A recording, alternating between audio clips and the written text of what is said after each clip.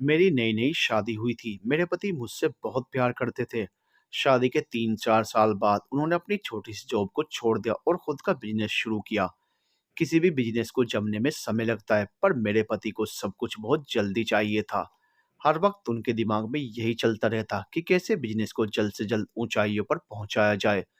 और अपने बिजनेस को ऊंचाइयों पर पहुंचाने के लिए उन्होंने एक आइडिया निकाला और मेरे ऊपर दबाव बनाना शुरू किया कि मैं उन्हें ऑर्डर्स दिलाने में मदद करूं। और उनके क्लाइंट्स के साथ मोबाइल पर नोटिफिकेशन टोन बजी। अनमनी सी बिस्तर पर पड़े पड़े मैंने फ़ोन उठाकर देखा तो एक अनजान नंबर से हेलो का मैसेज आया था। डीपी देखकर पहचानने की कोशिश की। चेहरा देखा हुआ तो लग रहा था, पर कहाँ देखा है ये याद नहीं आ रहा था। होगा कोई नहीं पहचानने की स्थिति में मैंने अपने कंधे उचकाए और मैसेज को बिना रिप्लाई के लिए डिलीट कर दिया।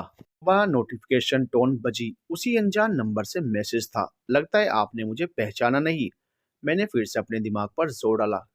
कौन है ये आदमी? जब नहीं याद आया तो मैंने रिप्लाई किया, सॉरी मुझे सच में याद नहीं पहचान पा रही हूँ। कौन है आप? अरे 4 दिन पहले तो आप मेरी बांसुरी पर आंखें बंद किए मंत्रमुग्ध सी हो गई थी, और अब पहचान भी नहीं रही है। याद आया, 29 अप्रैल मनाली। ओ, तो आप वही बांसुरी वादक हैं। वाह, आप बेहतरीन बांसुरी बजा रहे थे और मैं सच में कहीं खो गई थी। सबूत भी आपको मिल गया ना? देखिए, इतना खो गई थी कि आपको पहचाना भी नहीं। मैंने रिप्लाई किया। उनकी बांसुरी सुनकर उस दिन सच में किसी और ही लोक में पहुंच गई थी मैं। अचानक याद आया और मैंने पूछा, पर आपको मेरा फोन नंबर कैसे मिला? कल्पना जी, जिसे दिल ढूंढना चाहता है उसे ढूंढ ही लेता है। दूसरी तरफ से रिप्लाई आया। अच्छा, ऐसा है क्या? फिर भी बताइए, आपको मेरा नंबर कहाँ से मिला? मेरा नाम भी पता है। मेरे आश्चर्य का ठिकाना नहीं था। आपने पार्ट गैलरी से पेंटिंग परचेज करने के बाद रजिस्टर में अपना नाम और नंबर लिखा था ना? कल्पना जी, बस वहीं से मैंने ले लिया। ओह! पर क्यों? आपको मुझसे क्या काम है? मैं अब भी आश्चर्य में थी। क्यों? सिर्फ़ किसी से काम हो तभी बात करती हैं क्या आप? अजनबी ने पूछा। ऐसा नहीं है, पर मैं आपको जानती नहीं हूँ। हाँ, बस इतना जानती हूँ कि 4 दिन पहले आपकी बांसुरी सुनी और आप बेहतरीन कलाकार हैं। आपकी बांसुरी ने मन मोह लिया था मेरा, उसी तरह आपकी खूबसूरती ने मेरा मन मोह लिया है। आप मज़ाक कर रहे हैं, है ना? नहीं, सच बोल रहा हूँ, तभी तो आपके पीछे आर्ट गैलरी में भी चला गया। पर जब तक आपसे बात करता आप टैक्सी लेकर चली गई थी। ऐसा कुछ नहीं है, मैं कोई इतनी खूबसूरत भी नहीं कि किसी का मन मोह लूं। आप बातें बहुत अच्छी बना लेते हैं। मैं बातें नहीं बना रहा, आप मेरी नज़र से खुद को देखिए आईने में, फिर बताइए। ना चाहते हुए भी मेरी नज़र आईने की तरफ उठ गई, फिर घबराकर झट से हट भी गई। सॉरी, अभी काम है, मुझे जाना है, बाय, मैंने लिखा और झट से ऑफलाइन होकर फ़ोन बेड पर रख दिया। जाने क्यों दिल धड़क उठा था। आईने पर फिर से नजर गई। बेड से उठकर मैं आईने के करीब आ गई। चेहरा दाएं बाएं घुमाकर देखा। ठीक तो दिखती हूँ, पर अब उम्र की परछाई चेहरे पर दिखने लगी है। कैसे किसी का मन मोह सकती हूँ? मैं खुद से ही सवाल कर बैठी। उस बांसुरी वादक की बांसुरी की धुन जहन में गूंज उठी। इतना उम्दा कलाकार मुझे क्यों मैसेज करेगा? वो खुद देखने में स्मार्ट और सुंदर है। मैंने देखा था। एक अनजानी सी धड़क महसूस हो रही थी मुझे। आज तक किसी ने इतनी बेबाकी से मुझसे बात नहीं की थी। आईने में देखते हुए मैं पिछले दिनों में पहुंच गई। पिछले हफ्ते रजत की मनाली में एक बिजनेस मीटिंग थी। मैं भी जिद कर बैठी थी कि कुछ भी हो इस बार मुझे भी साथ जाना है।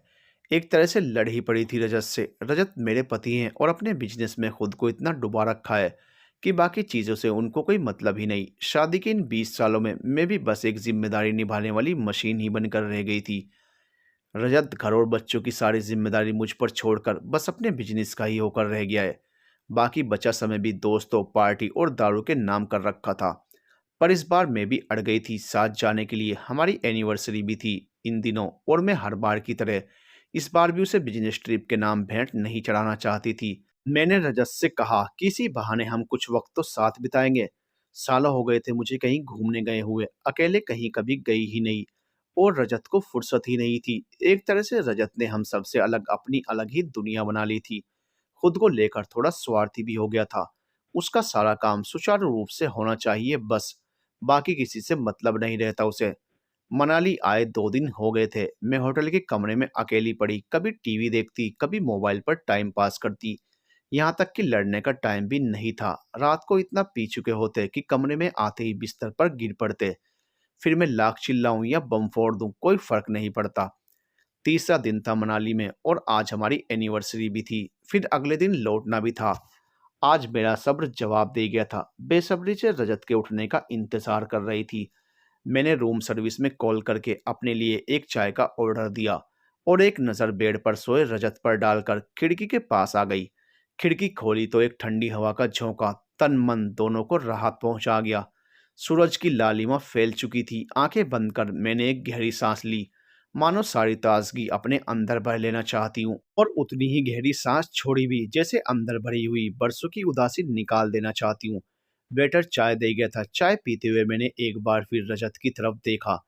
रजत महाराज अब भी गहरी नींद में सो रहे थे। सोएंगे भी क्यों नहीं, दिन भर ऑफिस की मीटिंग्स और रात को क्लाइंट्स के साथ पार्टी।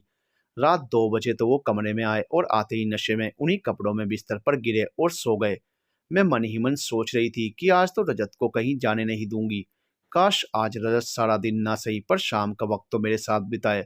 वो सोच ही रही थी कि रजत की नींद खुल गई। उफ, 9:30 हो गए, तुमने मुझे उठाया क्यों नहीं? रजत आदत अनुसार मुझ पर चिल्ला उठा। रजत, आज हमारी एनिवर्सरी है, ऐसे चिल्लाकर ना अपना मूड खराब करो ना मेरा। आज का पूरा दिन हम साथ बिताएंगे, मनाली के सारे व्यू पॉइंट्स देखेंगे साथ साथ। मेरी बात खत्म भी नहीं हुई थी और रजत बिस्तर से निकला और बाथरूम में घुसकर धाड़ से दरवाजा बंद कर दिया। हमेशा की तरह मैंने अपना स्वाभिमान पीछे किया और आंखों में भराए आंसुओं को गले में उतार लिया। एक गहरी सांस ली और खुद को समझाया, आज गुस्सा नहीं करूंगी, मुझे रजत का साथ चाहिए। बाथरूम से निकलकर रजत जल्दी जल्दी तैयार होने लगा। रजत प्लीज आज कहीं मत जाइए, मेरे साथ रहिए। मैं लगभग गिड़गिड़ा उठी थी। दिमाग खराब है तुम्हारा? ये एनिवर्सरी वेनिवर्सरी फालतू के ढकोसले हैं। बहुत शौक है तो खुद ही मना लो। मना किया था ना मैंने, फिर भी जिद करके आई हो तो अब भुगतो। मीटिंग छोड़कर तो मैं तुम्हारे साथ बिल्कुल नहीं आऊंगा। रजत ने डांटते हुए मुझे इस तरह देखा मानो मेरी जिद करके आने की इस तरह सजा दे रहे हैं। मैं बुस्सी खड़ी थी और रजत जा चुके थे। मेरी आंख से आंसू बहकर गालों पर बहुत देर बिखरते रहे। ठीक है, मेरा शौक है ना, तो मैं मनाऊंगी अपनी एनिवर्सरी। मैं भी अब जिद पर आ गई थी। आंसू पोंछकर मैं भी तैयार हुई और पर्स लेकर लॉबी में आ गई। रिसेप्शन पर जाकर थोड़ी पूछताछ की, क्या क्या घूमने लायक है मनाली में, और फिर होटल वाले से कहकर ही दिन भर के लिए एक कैब बुक किया और अकेली ही निकल पड़ी। मनाली की सड़कों पर बिल्कुल नीचे तक बादल उतर आए थे, मानो हाथ बढ़ाकर मैं उसे छू सकती हूँ। उन बादलों के बीच से कैब का गुजरना मन को बहुत हर्षित कर रहा था। सुबह की सारी तकरार भुलाकर अब मुझे यही ख्याल आता रहा कि अच्छा किया कल्पना जो तू घूमने निकल आई। होटल के कमरे में बैठकर अपना खून जलाती और कुड़ती रहती। इतना सुंदर नज़ारा देखने से भी वंचित रह जाती। विभिन्न दर्शनीय स्थलों पर घूमते हुए शाम होने को आई। कैब से होटल की तरफ लौट ही रही थी कि एक आर्ट गैलरी में लगी प्रदर्शनी पर मेरी नज़र पड़ी। थोड़ा और समय कट जाए ये सोचकर मैंने कैब ड्राइवर को प्रदर्शनी में ले चलने को कहा। आर्ट गैलरी के बाहर बहुत बड़ा सा लॉन था। हरी घास किसी गलीचे से बिछी थी और चारों तरफ मौसमी रंग बिरंगे फूलों की बहार थी। मैं इन सबको देखते हुए आगे बढ़ ही रही थी कि बांसुरी की मधुर आवाज कानों में मिश्री सी घुल गई। लॉन के एक कोने में कोई बांसुरी बजा रहा था। मंत्र मुग्ध सी में भी उसी ओर खिंचती चली गई। बांसुरी हमेशा से मेरा प्रिय वाद्य यंत्र रही है। उस पर भी उसमें से निकलती हुई स्वर लेडी तेरे मेरे होंठों पर मीठे मीठे गीत मितवा की धुन बजा रही थी, जो कि मेरे पसंदीदा गानों की सूची में सबसे ऊपर है। मैं चलती हुई कब एक पत्थर पर बैठ गई, कुछ पता ही नहीं चला। वो बांसुरी वादक तल्लीन होकर बांसुरी को अपने होंठों से लगाए तेरे मेरे होंठों पर वाला धुन बजा रहा था। आसपास कुछ लोग उसी तल्लीनता से बैठे हुए उस धुन में खोए हुए थे। कुछ फॉरेनर्स भी थे जो कि मंत्रमुग्ध से उसे सुन रहे थे। एक के बाद एक कई धुन उसने बजाई। करीब 1 घंटे में भी बुत बनी उसे सुनती रही। जब उसने बजाना बंद किया तो सब लोगों ने उसे घेर लिया। सब उसकी तारीफ कर रहे थे।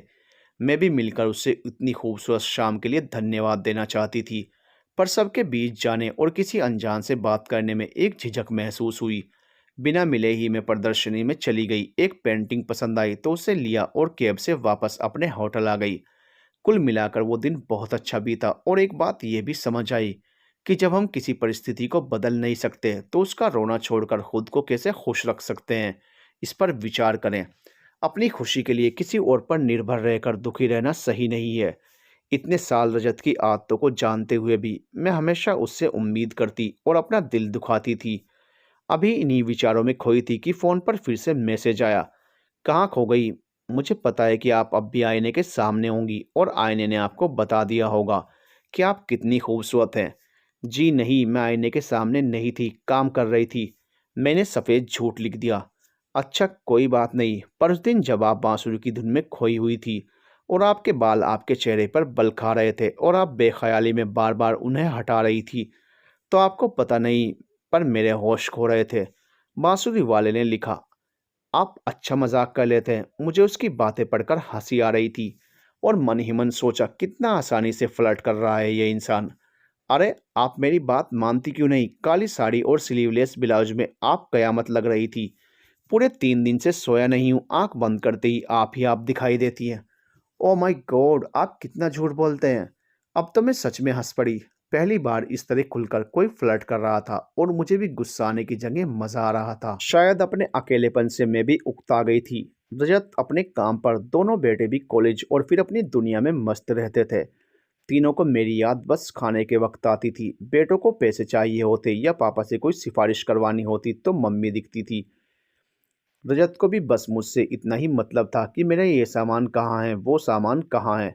बाकी कोई बात मैं कहना चाहूँ तो हर बार बाद में सुनता हूँ, अभी दिमाग मत चाटो कहकर बोलती बंद करवा देते।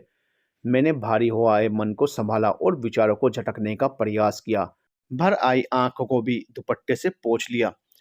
आजकल एक तो ये भी मुसीबत हो गई थी मेरे साथ कि कुछ हुआ नहीं कि बस आंसू टपक पड़ते। शायद आंख में लगे नल में लीकेज की प्रॉब्लम आ गई है मेरे। इस ख्याल से मैं मुस्कुरा उठी। आप मुझसे दोस्ती करेंगी कल्पना? फिर से मैसेज आया। दोस्ती सिर्फ कहने से नहीं हो जाती अजनबी जी। अब तक मुझे आपका नाम भी नहीं मालूम है। मैंने लिखा। विकास, विकास नाम है मेरा। मैं एक इंजीनियर हूँ और अपना खुद का छोटा सा बिजनेस है। बांसुरी शौकिया बजाता हूँ, थोड़ा थोड़ा गा भी लेता हूँ। अब आप बताइए और क्या जानना चाहती हैं जिससे हमारी दोस्ती की शुरुआत हो सके। आपकी बांसुरी तो सुन चुकी हूँ, जादू बिखेर देते हैं आप। गाना भी अच्छा ही गाते होंगे। जहाँ तक दोस्ती की बात है तो मैं इतनी जल्दी किसी से दोस्ती नहीं कर पाती। माफ़ करिएगा। कोई बात नहीं, जल्दी किसे है, मैंने भी 3 दिन हिम्मत जुटाई तब आज मैसेज कर पाया हूँ। अच्छा क्या आप कल शाम फिर आएंगी उसी जगह? मेरा छोटा सा बांसुरी का प्रोग्राम है।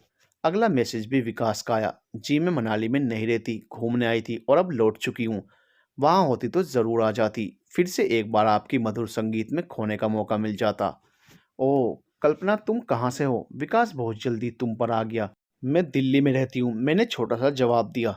मन में ये भी ख्याल चल रहा था कि किसी अजनबी से इतना बात करना सही भी है या नहीं, किसी मुसीबत में ना फंस जाऊं। पर देखने में तो मुझे शरीफ और अच्छे घर का लगा था और उसे मैं एक कलाकार के रूप में देख रही थी, इसलिए बात कर रही थी। मैं आपसे बड़ी हूँ तो प्लीज़ आप मुझे आप करके संबोधित करें। मुझे उसका तुम बोलना खटका। मैंने तो तुम्हें अपना दोस्त मान लिया है, दोस्ती में तुम चलता है और बड़े छोटे की कोई बात ही नहीं है। तुम भी मुझे तुम या तू करके बुला सकती हो। सॉरी मेरी आदत नहीं है। मैं सबसे आप करके ही बात करती हूँ और वैसे भी मैंने अभी आपसे दोस्ती नहीं की है। आपके बांसुरी बजाने से प्रभावित थी इसलिए बात कर ली। मुझे अब उससे बात करना असहज कर रहा था। मैं बाय बोलकर ऑफलाइन हो गई। बाप रे ये तो बहुत तेज है, मेरा नाम नंबर सब पता कर लिया। और कितना फ्लर्ट कर रहा था। मैं भी ना जाने क्यों उससे इतना बात कर गई। कहीं ना कहीं मुझे बात करना अच्छा भी लग रहा था। आज तक ऐसे कभी किसी अनजान व्यक्ति ने ना मुझे मैसेज किया था और ना कभी इस तरह की बात हुई थी। मैं तो पुरुषों से बात करने में घबराती भी हूँ, भले को एजुकेशन में पढ़ाई हुई है। पर घर में यही सिखाया गया था कि लड़कों से दोस्ती तो दूर, बात भी करने की ज़रूरत नहीं है। उस ज़माने में लड़का लड़की बात भी करें तो बड़ी बात हो जाती थी। मैंने एक बार फिर से शीशे में देखा। क्या मैं सच में उसे इतनी सुंदर लगी? बालों की एक लट मैंने चेहरे पर गिराई और फिर होले से हटाया। धत, मैं भी कितनी पागल हूँ, कहाँ उसकी बातों पर विश्वास करने लगी। अगर इतनी ही सुंदर होती तो क्या रजत मुझसे ऐसे दूर दूर रहता है? इन 20 सालों में तो उन्होंने एक बार भी नहीं कहा कि मैं सुंदर हूँ। मुझे याद है कि जब मैं शादी करके आई थी, रजत बार बार अपने एक दोस्त की वाइफ की तारीफ करते थे जिनकी शादी 2 साल पहले हुई थी। हमेशा कहते कि तुम देखना तनु भाभी कितनी सुंदर हैं, उनके जैसी सुंदर मैंने और किसी को नहीं देखा। रजत ने ये बात इतनी बार कही थी कि जब वो लोग मुझसे मिलने आए तो मैं बहुत ज़्यादा कॉन्शियस हो गई थी। मेरे हर हाव भाव और बातों में आत्मविश्वास की कमी लग रही थी। उनके जाते ही रजत ने मुझसे नाराज़गी भी जताई। तुम ऐसे क्यों बिहेव कर रही थी उनके सामने? क्या सोचेंगे वो लोग मेरे बारे में? कैसी बेवकूफ़ बीवी मिली है मुझे। मैं क्या कहती थी रजत से कि आपने ही बार बार तनु भाभी की तारीफ करके मुझे कॉन्शियस कर दिया था। ऐसा अक्सर ही होता था कि किसी ना किसी बात पर रजत मुझे नीचा दिखा देता था। वो इस बात का भी ध्यान नहीं रखता कि 10 लोग बैठे हैं, उनके सामने तो ना बोले। धीरे-धीरे मेरा आत्मविश्वास खोने लगा। हर काम इस हिसाब से करती कि रजत नाराज़ ना हो। फिर भी मेरे ऊपर चिल्लाने के लिए उसे कुछ न कुछ नज़र आ ही जाता। सीधा कहता कि किसने कहा था तुम्हें दिमाग लगाने के लिए? जितना कहता हूँ उतना सुना करो बस। ये रजत का फ़ेवरेट डायलॉग था। नतीजा ये हुआ कि मैं हर काम में डरने लगी। घर सारा मैं ही सँभालती थी, बिना रजत की मदद के। फिर भी आत्मविश्वास घटता ही जा रहा था। उफ़! मैं फिर से कहाँ पुरानी बातों को लेकर बैठ गई। याद करने लगे तो किस्सा खत्म ही नहीं होगा। मन दुखी होकर बस आंसुओं का झरना बह निकलेगा। आजकल इस बात पर भी डांट खाती हूँ कि जब देखो तब नाटक करने लगती हो। अब कैसे समझाऊं कि ये नाटक नहीं है, मैं भी किसी के आगे रोना नहीं चाहती। ये आंसू मानते ही नहीं। रात को सोते समय मैं रजत से बात करना चाहती थी। आज के मैसेज के बारे में बताना चाहती थी। रजत सुनिए, सो गए क्या? क्या हुआ बोलो? रजत ने बहुत रूखे से कहा, आपको याद है मनाली में जिस दिन मैं अकेले घूमने गई थी और आकर बताया था कि आज बहुत बढ़िया बांसुरी सुनने को मिली थी। हाँ तो यही बकवास बोलना था तुम्हें? सोने दो यार, ये फालतू की बातों में मेरी नींद मत खराब करो। रजत बिना पूरी बात सुने पलटकर सो गया। रजत मेरी बात तो सुनते, मैं आपकी पत्नी होने के साथ दोस्त भी बनना चाहती हूँ। अपनी सारी बात आपसे कहना चाहती हूँ, आपकी हर बात जानना चाहती हूँ। मेरे मन की उथल-पुथल किससे कहूँ? मैं मन ही मन सारी बातें रजत को बता रही थी और उनके खर्राटों की आवाज़ सुन रही थी। काफ़ी देर तक मुझे नींद नहीं आई। विकास की लिखी बातें मेरे ज़हन में घूम रही थी। उससे भी ज़्यादा बेचैनी इस बात को रजत से बताने की हो रही थी। पर वो तो हमेशा की तरह पीठ उल्टाकर सो चुके थे।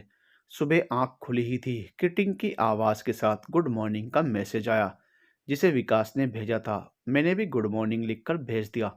कैसी हो? अगला मैसेज भी तुरंत आ गया। मैंने कोई रिप्लाई नहीं किया। जाने क्यों, बात करूं या ना करूं इसका निर्णय नहीं कर पा रही थी। दोपहर को फिर से मैसेज आया, क्या कर रही हो? रिप्लाई भी नहीं दिया। सुबह, मेरे पास घर के बहुत से काम है, बात करने के लिए टाइम नहीं है। मैंने रिप्लाई कर दिया। डर तो नहीं रही मुझसे? अरे मैं भी नॉर्मल इंसान हूँ, खा नहीं जाऊंगा तुम्हें। मैं क्यों डरूंगी भला? मेरे पास सच में टाइम नहीं है, मैंने लिख दिया। पर सच्चाई तो यही थी कि सुबह सबके जाने के बाद से मैं दिन भर अकेली ही पड़ी रहती थी। तो क्या सोचा मुझसे दोस्ती के बारे में तुमने कल्पना? पहले तो आप मेरा नाम लेना बंद करिए, और ये तुम भी नहीं चलेगा, समझे आप? बड़ी हूँ आपसे, मुझे उसका इस तरह मेरा नाम लेना ऑकवर्ड फील करा रहा था। तुम बार बार बड़ी हूँ क्यों बोल रही हो? कहा ना मैंने, इससे फर्क नहीं पड़ता। अच्छा ये सब छोड़ो, बताओ कि तुम्हारे क्या क्या शौक हैं? विकास ने बात बदल दी तो मुझे कुछ राहत मिली। उसके बाद काफ़ी देर नॉर्मल बातें होती रही। उसने अपने बारे में, परिवार के बारे में और भी बहुत कुछ बताया। उसके घर में उसके माता पिता, वाइफ और 3 साल की बेटी है। मैंने भी थोड़ा बहुत बताया अपने बारे में और परिवार के बारे में। मन बार बार कह रहा था कि इतना बात करना ठीक नहीं है, पर दूसरी तरफ कोई बात करने को मिला था तो अच्छा भी लग रहा था। मैं ऐसे भी कम ही बोलती थी, पर पिछले कुछ सालों में मेरा बोलना लगभग बंद ही हो गया था। सुनने वाला कोई ना हो तो इंसान किससे बात करे? कभी कभार मायके या ससुराल में बात कर लेती थी, वो भी बहुत औपचारिक बातें ही होती थी। तो बाकी अपने घर में तो मरघट सा सन्नाटा बिखरा रहता था। टीवी और मोबाइल कितना देखे कोई? किताब पढ़ने का शौक था तो वो भी जिम्मेदारियों के बीच कब का छूट गया, कुछ पता ही नहीं चला। करीब घंटे डेढ़ घंटे हमारी चैट हुई। आज की दोपहर मुझे बोरियत महसूस नहीं हुई। अच्छा लगा उससे बात करके। मैंने अपने डर को समझाया कि ज़्यादा डिटेल बातें नहीं बताऊंगी घर की। आजकल ऐसे ठगी की वारदातें समाचार पत्र में पढ़ती रहती हूँ, सावधान रहूंगी। अगर कुछ गड़बड़ लगा तो बात बंद कर दूंगी, ब्लॉक का ऑप्शन तो है ही। अब उसका सुबह दोपहर शाम कभी भी मैसेज आ जाता और मैं बातों में लग जाती। धीरे धीरे मेरा डर भी कम हो रहा था। अब मुझे भी इंतज़ार रहता था उसके मैसेज का।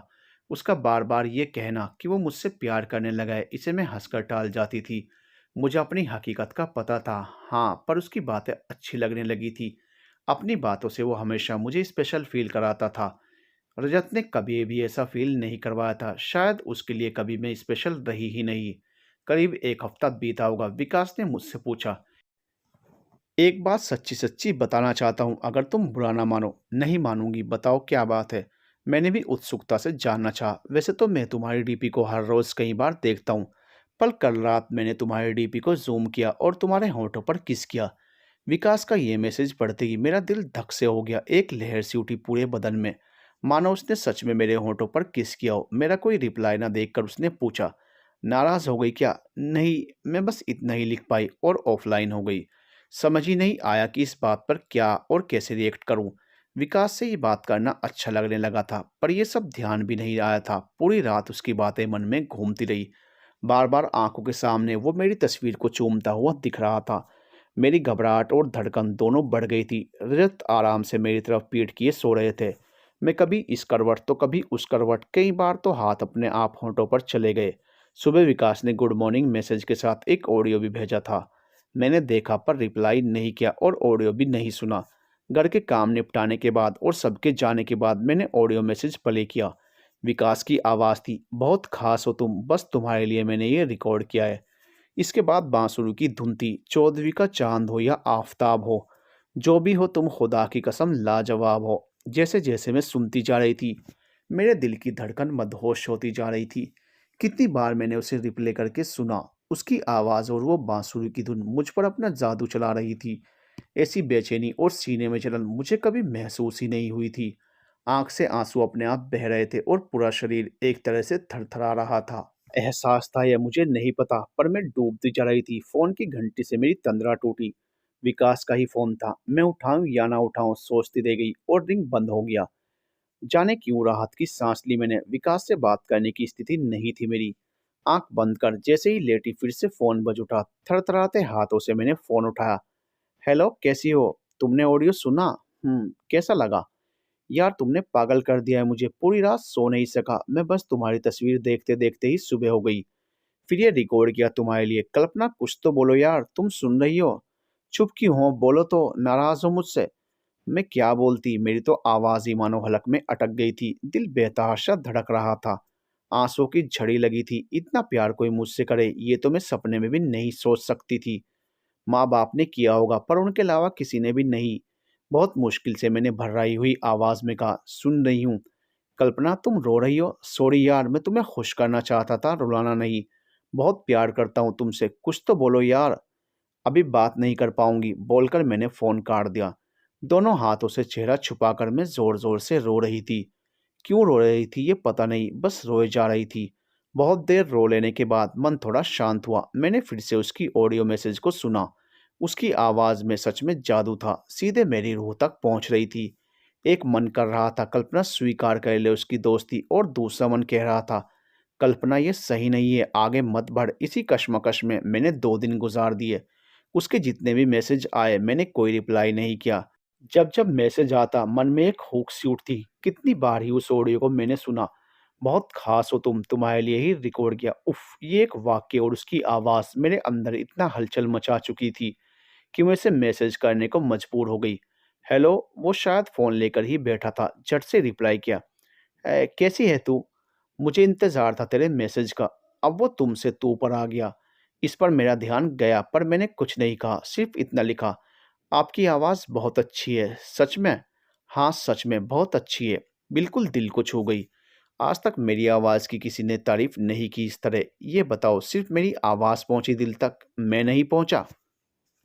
हाँ, आप भी पहुँचे। इतना लिखने में तो मुझे लगा कि मुझ पर घड़ों पानी पड़ गया। मेरे दिल की धड़कन धोखनी की तरह चल रही थी। आई लव यू यार, काश कि मैं तुम्हारे सामने होता अभी। ये किस वाले इमोजी देखकर तो मेरी शर्म और बढ़ गई। गाल अंगारों से दहक रहे थे और होठों की मुस्कान थमने का नाम ही नहीं ले रही थी। पता है, मैंने अभी अभी फिर से तुम्हारी फोटो को जूम करके चूमा। थैंक यू सो मच यार, मुझे इतनी खुशी देने के लिए। उसका मैसेज पर मैसेज आ रहा था और मुझे कोई जवाब नहीं सूझ रहा था। बस सांसों और धड़कनों को संभालने में लगी थी। रिप्लाई ना आता देख विकास ने कॉल कर दिया। मेरे कॉल उठाते ही आवाज़ आई, थैंक यू सो मच जान, आज मैं बहुत खुश हूँ। तुम भी कुछ तो बोलो। क्या बोलूँ, मुझे कुछ समझ नहीं आ रहा। अभी जो मैं फ़ील कर रही हूँ ऐसा आज तक कभी फ़ील नहीं किया। तू आगे भी देख मेरे साथ कितनी खुश रहेगी। और सुन, ये आप मत बोला कर, तू बुलाया कर, समझी? ये नहीं होगा मुझसे, तुम की कोशिश फिर भी कर सकती हूँ। मेरी धड़कन अब भी शांत नहीं हुई थी। काफ़ी देर हम बात करते रहे। फ़ोन रखने के बाद मुझे लगा मैं आसमान में उड़ रही हूँ। होठों की मुस्कान कान तक फैल रही थी, गाल शोलों से दहक रहे थे। इस उम्र तक पहुंच गई हूँ, पर आज तक मुझे ऐसे एहसास नहीं हुए थे। हर सुबह उसका गुड मॉर्निंग मैसेज आते ही मेरी पाँछें खिल जाती। दिन भर में कितनी बार फ़ोन चेक करने लगी थी कि उसका कोई मैसेज आया कि नहीं। यहाँ तक कि अब मैं उसकी डीपी ज़ूम करके उसका चेहरा निहारने लगी थी। बड़ा सुकून सा मिलता था मुझे। अगले 3-4 दिन में हमने खूब बातें की। मैं भी अब खुलने लगी थी। अपने मन की बात, रजत की बेरुखी सब उसे बताने लगी थी। कोई तो सुनने वाला मिला था और विकास हमारी जान-पहचान वाला या रिश्तेदार नहीं था, जिसके कारण मुझे लगता था कि मैं उससे कोई भी बात करूँगी तो वो किसी को बताएगा नहीं। घर की बात और अपने परिवार की इज़्ज़त बनाए रखने के लिए मैंने कितनी ही बातें अपने मन में दफ़न कर ली थी।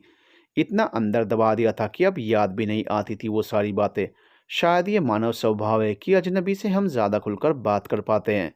वहाँ ये डर नहीं होता कि ये हमारा मजाक उड़ाएगा या पीठ पीछे बातें करेगा। और किया भी तो कौन सा मेरे किसी नज़दीकी को जानता है। अब उसे यकीन हो गया था कि मैं भी उसे चाहने लगी हूँ। एक दिन उसने कहा कि उसकी वाइफ के साथ शारीरिक संबंध बनाए उसे 4 साल हो गए हैं। वो जब से प्रेग्नेंट हुई उसके बाद से ही नहीं किया। ऐसा क्यों?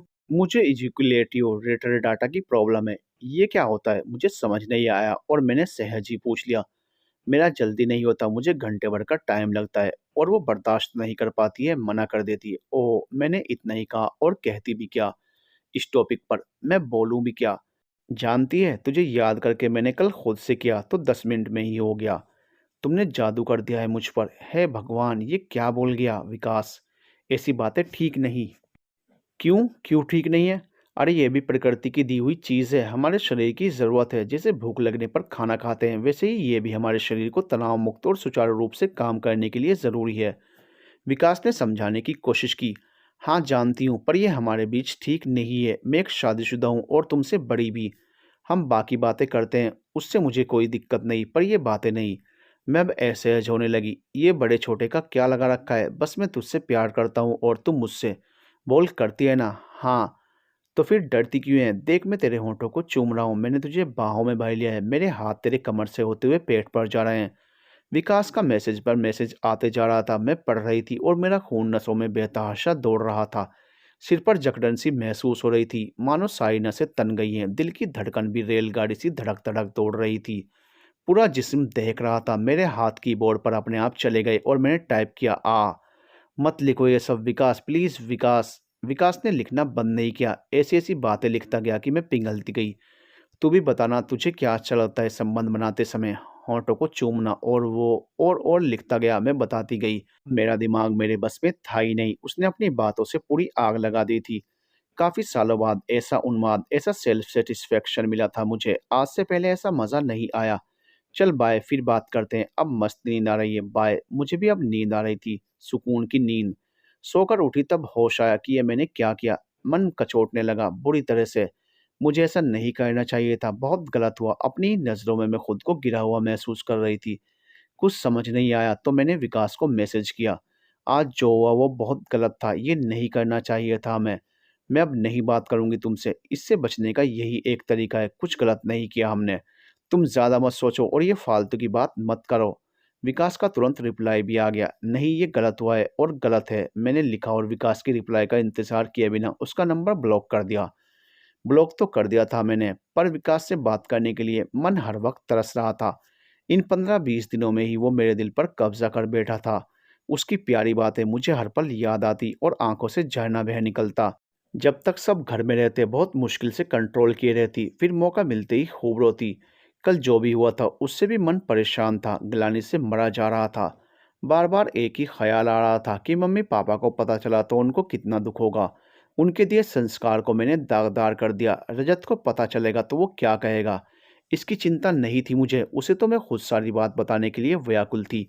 चाहती थी कि उसे सब बताऊं और वो गले लगाकर कहे कि कोई बात नहीं, जो हुआ सो हुआ, मैं तुम्हारे साथ हूँ। पर यह तो मेरी कोरी कल्पना ही थी। रजत के पास मेरे लिए फुर्सत ही कहाँ थी और ना ही उसके दिल में तमन्ना थी मुझसे बात करने की। उसके लिए इतना ही काफ़ी था कि उसके सारे काम समय पर हो जाएं। ये दो तरह की फीलिंग्स मुझसे संभाले नहीं संभल रही थी। दिन तो फिर भी इधर-उधर करके बीत जाता, पर कहते हैं ना कि कोई भी दर्द रात को ज़्यादा उभर जाता है। ठीक वैसे ही मेरा दर्द भी उभर आता। रजत तो देर से आते, खा पी कर सो जाते। मैं रात भर झटपटाती रहती। काश कि रजत मेरी बात सुनते। मुझे इस वक्त बहुत ज़रूरत थी किसी के सहारे की, जो मुझे समझाए, मुझे सँभाल ले। पर रजत और मेरे बीच बस अब काम की ही थोड़ी बहुत बात होती थी। बाकी उसे मुझसे कोई मतलब नहीं था। हर रात में भगवान को ही कटघरे में खड़ा कर देती। सब कहते हैं आपकी मर्ज़ी के बिना कोई पत्ता भी नहीं हिलता। तो अब इस उम्र में मुझ में इन एहसासों को क्यों जगाया? क्यों विकास को मेरी ज़िंदगी में भेजा? जब मुझे इजाज़त ही नहीं प्यार करने की, तो क्यों? क्यों किया आपने मेरे साथ ऐसा? क्यों किया भगवान जी? आपसे कुछ भी छुपा नहीं हुआ है। मेरे जीवन का आज तक जो भी हुआ मैं सब स्वीकार करती गई। जो भी पीड़ा थी बिना किसी को कहे सब सहती रही। कभी भी आपको दोष नहीं दिया। अपनी किस्मत मान 2 आँसू बहाए और खुद ही पहुँचकर उठ खड़ी हुई। फिर क्यों आपने मेरे साथ अब ऐसा किया? आपको नहीं पता कि उम्र के साथ भावनाओं से कमज़ोर पड़ती जा रही हूँ। फिर से मज़ाक क्यों किया मेरे साथ? इतनी अभागी क्यों बना दिया मुझे कि एक बूंद प्यार भी नसीब में नहीं लिखा? क्यों क्यों क्यों किया आपने मेरे साथ ऐसा? मेरे आंसू रुकते ही नहीं थे। लेटे लेटे अपनी सिसकियों को दबाए हर रात में बहुत रोती। आंसू आंख के कोरों से बहकर तकिया भिगोते रहे थे। मैं 5-6 दिन ऐसे ही तड़पती रही। विकास से बात करने के लिए मन परेशान था। आखिर मैंने उसे अनब्लॉक कर दिया। उसे मैसेज किया कि उससे बात किए बिना रहा नहीं जा रहा, बहुत याद आ रही है। कुछ देर बाद ही उसका रिप्लाई आ गया, क्यों खुद को और मुझे परेशान कर रही है? देख, कुछ गलत नहीं हुआ हमारे बीच। तू जितना सोचेगी उतना परेशान होगी। जब तक जिंदगी है मजे ले। विकास से मेरी बात फिर शुरू हो गई थी। दिल को राहत मिली, पर दिमाग बार बार चेतावनी दे रहा था कि कल्पना तू गलत कर रही है। समाज और परिवार के लिए ऐसे रिश्ते सही नहीं है, संभल जा। दिल और दिमाग की जंग जारी थी। नतीजा ये हुआ कि जब विकास से बात होती तो मैं खुश होती और उसके तुरंत बाद अपराध बोध से ग्रसित हो जाती। मेरे स्कूल के दोस्तों का एक ग्रुप था व्हाट्सएप पर, जिसमें मैं पहले बहुत एक्टिव रहती थी, हंसी मजाक और बातें करती थी। अब वहाँ भी बहुत कम शामिल होने लगी। उनमें भी किसी से ऐसी दोस्ती नहीं थी कि हाल दिल सुना सकूं, किसी से सलाह ले सकूं। बस अभी कुछ दिनों पहले ही मेरी स्कूल की बेस्ट फ्रेंड पूर्वी का नंबर मिला था, जिससे ज़्यादा बातें होती थी, पर मैं समझ नहीं पा रही थी कि उससे कैसे ये सब कहूँ। उसे मेरे अतीत का कुछ भी पता नहीं था। बस जैसा सबको मैं दिखाती आ रही हूँ कि मैं, मेरे बच्चे और मेरे पति, हम सब बहुत खुश हैं। हमारा एक आदर्श परिवार है, उतना ही उसे भी पता था। एक और स्कूल फ्रेंड है ललित, उससे कभी कभी बातें हो जाती थी। ललित एक बहुत ही अच्छा और हंसमुख इंसान है। भले स्कूल में हमारी ना बात हुई ना दोस्ती थी, पर अब पिछले 3-4 साल से अच्छी दोस्ती हो गई है। फ़ोन पर अक्सर बातें हो जाती हैं। उससे मैं थोड़ा खुली हुई हूँ, तो घर की असली स्थिति का उसे पता था। सिर्फ वही एक था जिससे बात करके मैं तनाव मुक्त महसूस करती थी। पर इन दिनों उससे भी बात नहीं कर पा रही थी। फ़ोन आता भी तो बहुत औपचारिक बात करके रख देती। एक दिन उसने मेरी आवाज़ पकड़ ली। क्या हुआ बे? आजकल तेरी आवाज़ ऐसी परेशान और उदास वाली क्यों लग रही है? घर में फिर कुछ हुआ क्या? उसकी चिंता से भरी आवाज़ अपने लिए सुनकर मैं खुद को रोक नहीं पाई। गला भर्रा गया और आंख बरसने लगी। अब वो और परेशान हो गया। बोलेगी, कुछ हुआ क्या है? मुझे प्यार हो गया है, मैंने इतना कहा किसी तरह, और फिर रोने लगी। ललित स्थिति को समझने की कोशिश कर रहा था। अच्छा, पहले चुप हो जाओ और फिर पूरी बात बताओ कि क्या हुआ है। कुछ देर लगी मुझे शांत होने में। फिर मैंने सुबकते हुए मनाली से लेकर विकास के मैसेज तक की सारी बात बता दी। सिवाय उस दिन की बात के वो बताने की मेरी हिम्मत नहीं हुई। ललित ने सारी बात शांति से सुनी। मुझे कुछ भी बुरा भला नहीं कहा, सिर्फ इतना ही कहा कि देखो, किसी से बात करना बुरा नहीं है, लेकिन आज के समय में किसी पर आसानी से भरोसा करना भी सही नहीं है। तुम्हें अगर बात करके खुशी मिलती है तो ज़रूर बात करो, पर एक सीमा में। आजकल ऐसे ऑनलाइन वाले प्यार बहुत होते हैं और लोग धोखा खाते हैं। मैं ललित की बात सुन रही थी, उसे बता नहीं पाई कि मैं सीमा लांघ चुकी हूँ। क्या करूँ ललित? मैं उससे बात नहीं करती हूँ तो भी परेशान रहती हूँ, और करती हूँ तो भी परेशान रहती हूँ। मैं फिर से रो रही थी। देखो, पहले तो रोना बंद करो। तुम्हारा दिल करता है तो बात करो उससे, पर उसको अपने ऊपर हावी मत होने देना। और जहाँ तक बात है कि उससे बात करने के बाद भी परेशान होती हो, तो उसका कारण बस यही है कि हमारे पुरुष प्रधान समाज में लड़कियों और औरतों को घुट्टी में पिलाया जाता है कि किसी लड़के से या पराये मर्द से बात मत करो, बुरी बात है, घर की इज्जत चली जाएगी। यही काम पुरुष करें तो उसे कोई गिल्ट नहीं होता। तो तुम भी गिल्ट से निकलो, ऐसा कुछ बुरा नहीं किया है तुमने। हाँ, ऐसे रिश्तों की भनक घर में पड़ जाए तो परिवार डिस्टर्ब हो जाता है। इसलिए यही कहूँगा कि एकदम से बात करना बंद मत कर, धीरे धीरे कंट्रोल कर खुद पर। इसको इतना भी बताकर बहुत हल्का महसूस हो रहा था मुझे। उसका समझना भी अच्छा लग रहा था, पर फिर भी मेरे मन का द्वंद्व समाप्त नहीं हो पा रहा था। मैं ललित को नहीं बता पाई कि मैं सीमा लांघ चुकी हूँ, मैं बहुत बुरी हूँ। अब हर रोज ललित का फोन आने लगा। वो मुझसे बहुत बातें करता, मेरा मन लगा रहे और मैं हंस पड़ूं, इसके लिए वो कितने ही किस्से अपने कॉलेज लाइफ के सुनाता रहता।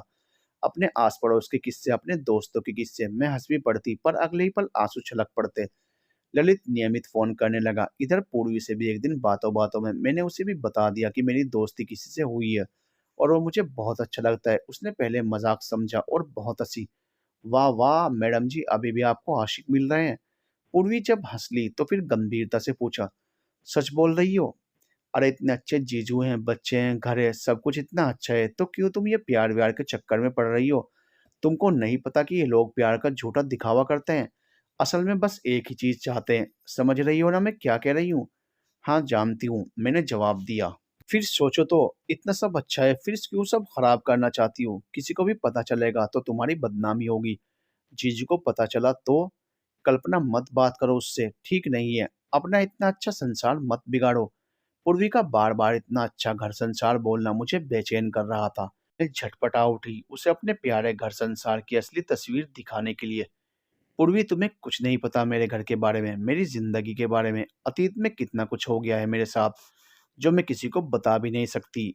मैंने इशारे में ही उसे अपनी स्थिति बताने की कोशिश की। अरे सबकी लाइफ में प्रॉब्लम होती हैं, खुद ही देख लो। मेरी शादी के 1 महीने बाद ही तलाक हो गया था। बताया था ना मैंने तुम्हें, लड़के के बारे में झूठ बोलकर उसकी सौतेली माँ ने शादी करा दी।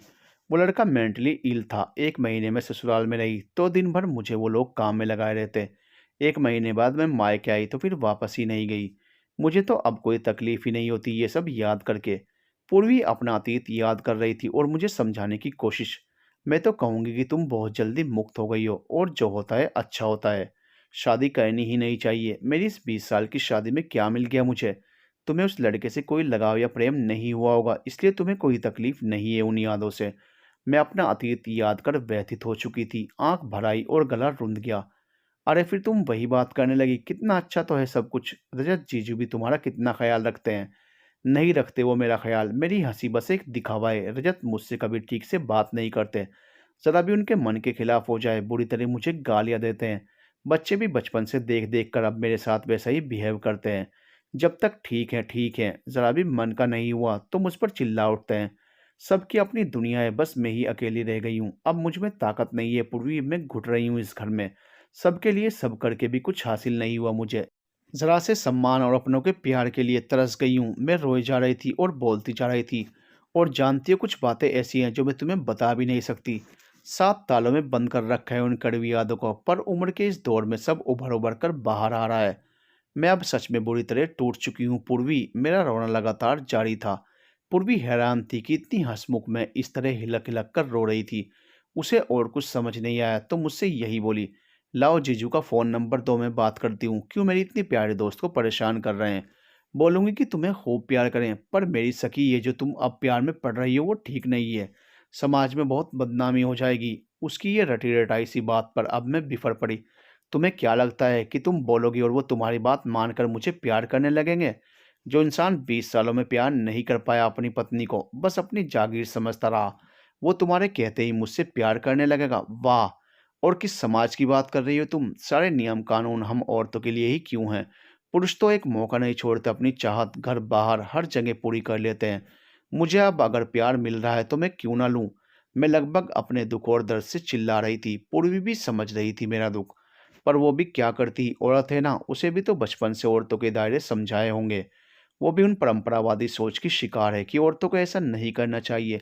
मेरा मन अब खुलकर विद्रोह कर रहा था। जो सवाल मैं भगवान से पूछ रही थी वही अब पूर्वी से पूछ रही थी। बोलो पूर्वी, मैंने ऐसा कौन सा पाप कर दिया है जो मुझे खुश रहने का अधिकार नहीं, किसी का प्यार पाने का अधिकार नहीं है?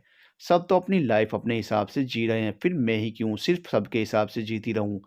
और इतने साल तो जिया है ना सबके हिसाब से, फिर ये जो खुशी मुझे आज मिली है उसे भी क्यों त्याग दूं, सिर्फ इसलिए कि मैं औरत हूं और शादीशुदा हूं? पूर्वी, तुम नहीं समझ पा रही हो अभी मैं किस मानसिक त्रासदी से गुजर रही हूँ। मेरी हालत ऐसी है जिसे बहुत प्यास लगी है और उसे पानी की जगह कहा जाए कि कोल्ड ड्रिंक पी लो, सिर्फ इसलिए कि समाज में औरतों को पानी पीना मना है, इन्हें सिर्फ कोल्ड ड्रिंक ही पीनी चाहिए। मैं पूर्वी से एक तरह से लड़ ही पड़ी। उसे मैं अपनी पूर्ण स्थिति बता भी नहीं पा रही थी और बताना भी नहीं चाहती थी। रजत की इज्जत पूर्वी की नज़रों में पूरी ख़त्म ना हो जाए, इसलिए मैं उसे सब बता भी नहीं सकती थी। जिस बात को अब तक सबसे छुपा कर रखा वो अब कैसे बोल दूं? सिर्फ इज्जत के लिए ही तो चुप रही हमेशा। पर इस वक्त मैं एक विद्रोही जैसा व्यवहार कर रही थी। जिस प्यार का एहसास मुझे कभी नहीं मिला वो अब मिल रहा था। ये मेरे लिए ऐसा एहसास था जैसे तपते मरुस्थल में ठंडी पानी की बौछार हो। अपनेपन का जो अकाल पड़ा था उस पर विकास ने अपने प्यार से खुशियों की पौध उगाकर हरियाली ला दी थी। मेरा मन ये मानने के लिए तैयार ही नहीं था कि विकास मुझसे झूठ बोलेगा। वो सच में मुझसे प्यार करता है, पूर्वी से मैं बहस कर रही थी, पर मन के एक कोने में मेरे भी यही बात थी कि समाज और परिवार के हिसाब से ये सही नहीं है। क्योंकि मेरा जन्म भी एक परंपरावादी परिवार में हुआ था और भारतीय संस्कृति के हिसाब से ही हमारी परवरिश की गई थी। यही पारिवारिक मूल्य सिखाया गया था कि घर को जोड़ कर रखना है, पति ही सर्वोसर्वा है। चाहे जो भी हो, ससुराल का मान रखना है, माता पिता की इज्जत रखनी है। विकास से मेरी बात रोज हो रही थी। उसका मैसेज आते ही मैं खुश हो जाती थी। नहीं भी आता तो उसकी तस्वीर देखकर खुश हो जाती। उसका जादू मेरे सर चढ़कर बोल रहा था। घर में काम करते हुए भी मैं उसे हर वक्त अपने आसपास महसूस करती। खाना बनाते समय भी मुझे लगता कि वो पीछे से मुझे पकड़े हुए मेरे कंधे पर झुका हुआ है, चूम रहा है।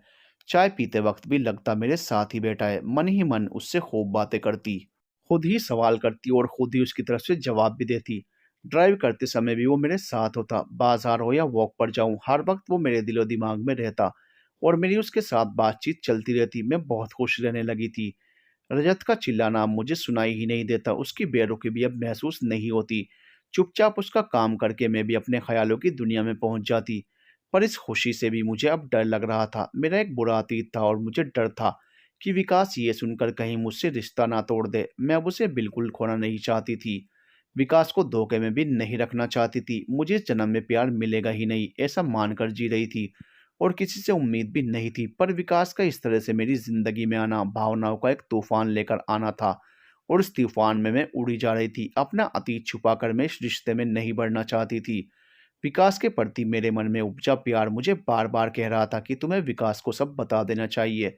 अब बताना उसके साथ धोखा होगा। मुझे ऐसे भी झूठ बोलना पसंद नहीं है कभी। ऊपर से ये मेरे प्यार का सवाल है, उससे कैसे छुपा सकती हूँ कुछ भी, जिसने मुझे जिंदगी के सबसे खूबसूरत एहसास से रूबरू करवाया। कई दिन हिम्मत करने के बाद एक दिन मैंने विकास को लिखकर भेज दिया।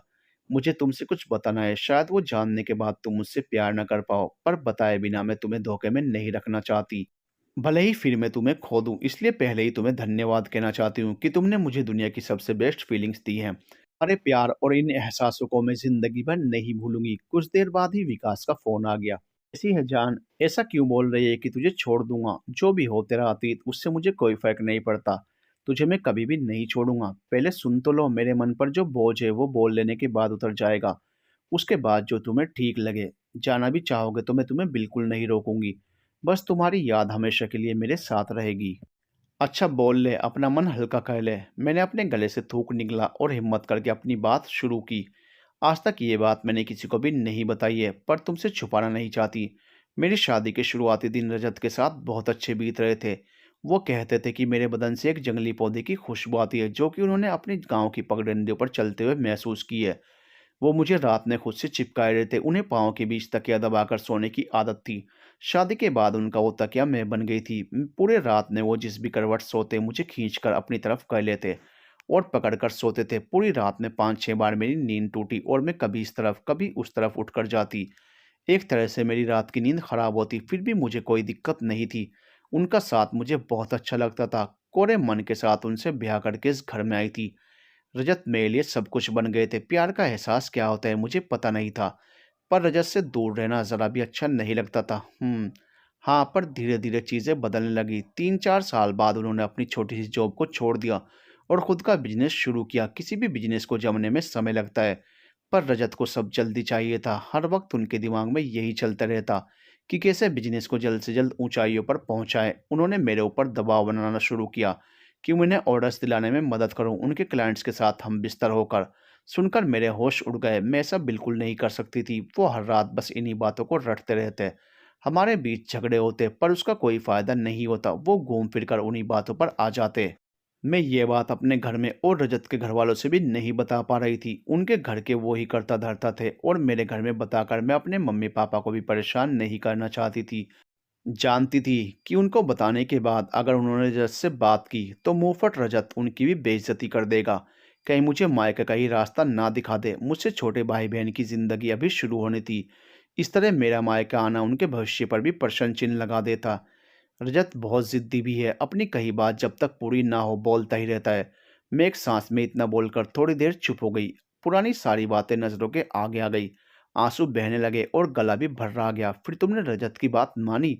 विकास उत्सुकता जानने के लिए कई महीने उसकी जिद पर लड़ती रही, रोती रही। घर का माहौल हर वक्त तनावपूर्ण हो रहने लगा। बड़े बेटे का जन्म हो चुका था, जो कि 4 साल का था। रजत अब उस नन्हे पर भी अपनी चिढ़ निकालने लगा। मैंने ही हार मान ली, मुझे और कोई रास्ता भी नजर नहीं आया। रजत बेधड़क मुझे अपने क्लाइंट्स के पास पहुंचाने लगे और उन्हें ऑर्डर्स मिलने लगे। उनका बिजनेस बढ़ने लगा। करीब 6 महीने ऐसा ही चला। उनका बिजनेस अब अच्छा चल निकला था और मैं रोज मर रही थी। मेरे आंसू अब गालों पर बह रहे थे। फिर ये सब बंद कैसे हुआ? विकास और जानना चाहता था। शायद भगवान को मुझ पर तरस आ गया। अब विकास का बिजनेस अच्छा चल रहा था तो वो उसमें व्यस्त हो गए। मेरे एक दो बार मना करने से ही अब मुझे ज़बरदस्ती नहीं करते। शायद उनका अहम भी अब सेटिस्फाइड हो गया था कि उनकी बीवी उनकी बात कैसे नहीं मानेगी। विकास, यही है मेरा अतीत और मैं इसे तुमसे नहीं छुपाना चाहती थी। सिर्फ अपने पति के साथ ही नहीं, 15-16 अन्य के साथ भी हम बिस्तर हुई हूँ। मैं तुम्हारे प्यार के लायक नहीं हूँ। मैं अब खुद को रोक नहीं पा रही थी। जोर से रोना आने लगा और मेरी हिचकियाँ बन गई। इस उम्र में जो प्यार का एहसास मुझे मिला था, अब उसे भी अपने अतीत के कारण खो दूंगी। कोई इस तरह की औरत को क्यों अपनाएगा? बार बार मेरे मन में यही सवाल गूंज रहा था, पर मैं विकास से छुपाकर उसे धोखे में नहीं रखना चाहती थी। विकास के लिए मेरे मन में जो प्यार था वो बहुत अनछुआ और पवित्र था। अपना अतीत उसे बताए बिना मुझे चैन नहीं मिल रहा। विकास कुछ देर चुप रहा। उसने मुझे रोने दिया, फिर कहा, सुन, मुझे कोई फर्क नहीं पड़ता तेरे इस अतीत से। तेरे लिए मेरे मन में वही भाव रहेगा जो पहले दिन था। और सुन, मेरे भी तो कई लड़कियों से संबंध रहे हैं, इससे कोई फर्क नहीं पड़ता। मैं तुझसे प्यार करता हूँ और करता रहूंगा, समझी?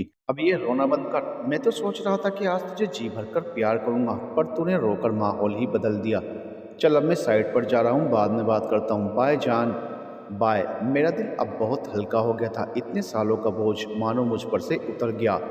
और विकास का यह कहना कि उसे मेरे अतीत से कोई दिक्कत नहीं है, मेरे लिए संजीवनी का काम कर रहा था। मैंने भगवान को धन्यवाद दिया इस बात के लिए कि विकास को मेरी ज़िंदगी में बने रहने दिया आपने। अब मैं उसे और इन एहसासों को बिल्कुल खोना नहीं चाहती थी। मन बहुत खुश था। उस बात को मैंने भी तवज्जो नहीं दी कि विकास के कई लोगों से संबंध हैं। जैसे मेरे अतीत को उसने इतनी उदारता से स्वीकार किया, मुझे भी करना चाहिए। और अब तो वो मुझसे प्यार करता है, बस यही मेरे लिए काफ़ी है। उसके अतीत में किसी से संबंध रहे, इससे मुझे भी कोई मतलब नहीं होना चाहिए। आज भी वो सिर्फ मेरा है। विकास से बात शुरू हुए 1 महीना हो चुका था और हर रोज़ अपने मानसिक द्वंद्व से मैं जूझ रही थी। आज जाकर मुझे सुकून मिला। मैंने निर्णय ले लिया था कि विकास और अपनी इस खुशियों को अब मैं अपनी ज़िंदगी से नहीं जाने दूंगी। बहुत हो गया दूसरों के बारे में सोचना, किसको अच्छा लगेगा किसको बुरा लगेगा। मुझे अब बिल्कुल नहीं सोचना। मेरी ज़िंदगी है और मुझे भी खुश रहने का पूरा अधिकार है। अब बस एक ही बात मुझे खटक रही थी और वो ये कि मुझे रजत को भी सब बताना था। उससे भी छुपाकर मैं कुछ नहीं करना चाहती थी, पर कैसे बताऊं? मेरी तो हर बात उसे फालतू लगती है। बोलना शुरू करने के पहले ही चुप करा देते हैं कि बाद में सुनेंगे, और वो बाद कभी आता ही नहीं। एक दिन मैंने कोशिश की थी उन्हें बताने की। विकास की तस्वीर दिखाते हुए कहा था कि मुझे इससे प्यार हो गया है। रजत ने बिना देखे ही कह दिया, जो करना है करो, ये सब फालतू बातें मुझे मत बताया करो। उन्हें शायद मेरी बात झूठ लगी, पर मैं रजत को कैसे नहीं बताती। मेरी ज़िंदगी उनसे जुड़ी हुई है। इतने सालों में जो भी उतार चढ़ाव रहे वो सब हमने साथ ही तो झेले हैं। तो अब मेरी ज़िंदगी का इतना बड़ा बदलाव मैं रजत से कैसे नहीं बताती? उनसे छुपा कर रखना मेरी नज़र में धोखा ही था। उन्होंने जो किया वो उनका व्यक्तित्व था और ये मेरा व्यक्तित्व था। एक दिन रजत जल्दी घर पर आए और घर पर ही ड्रिंक्स ले रहे थे। अब वो मुझे ज़बरदस्ती पीने को नहीं कहते थे। लेकिन मैंने ही सामने से कहा, मुझे भी आज पीना है, ले आओ अपना गिलास। रजत ने छोटा सा जवाब दिया। मैंने किचन का काम निपटाया। बच्चे अपने कमरे में जा चुके थे। अपना गिलास लेकर मैं भी बेडरूम में रजत के पास आ गई। मुझे जब भी रजत से अपने दिल की बात करनी होती थी यही तरीका अपनाना पड़ता था, क्योंकि यही वो समय होता था जब रजत मेरी सुन लेते थे। जवाब दें या ना दें, पर मुझे बोलने से नहीं रोकते थे। एक पेग लेने के बाद मुझ पर हल्का सा सुरूर चढ़ने लगा। दूसरे पेग के बाद मेरे इमोशंस पर से कंट्रोल हट गया। ऐसा हमेशा हो जाता था, क्योंकि मैं तो पीती ही इसलिए थी कि अपने मन की भड़ास निकाल सकूं। रजत भी शायद मेरे नशे में होने के कारण डांटते नहीं थे। रजत, मुझे आपसे कुछ कहना है। कहो। रजत, मुझे किसी से प्यार हो गया है, वो भी मुझे बहुत प्यार करता है। बोलते हुए आज पहली बार सुबकने की जगह में दहाड़ मारकर रो रही थी और रजत के गले भी लग गई।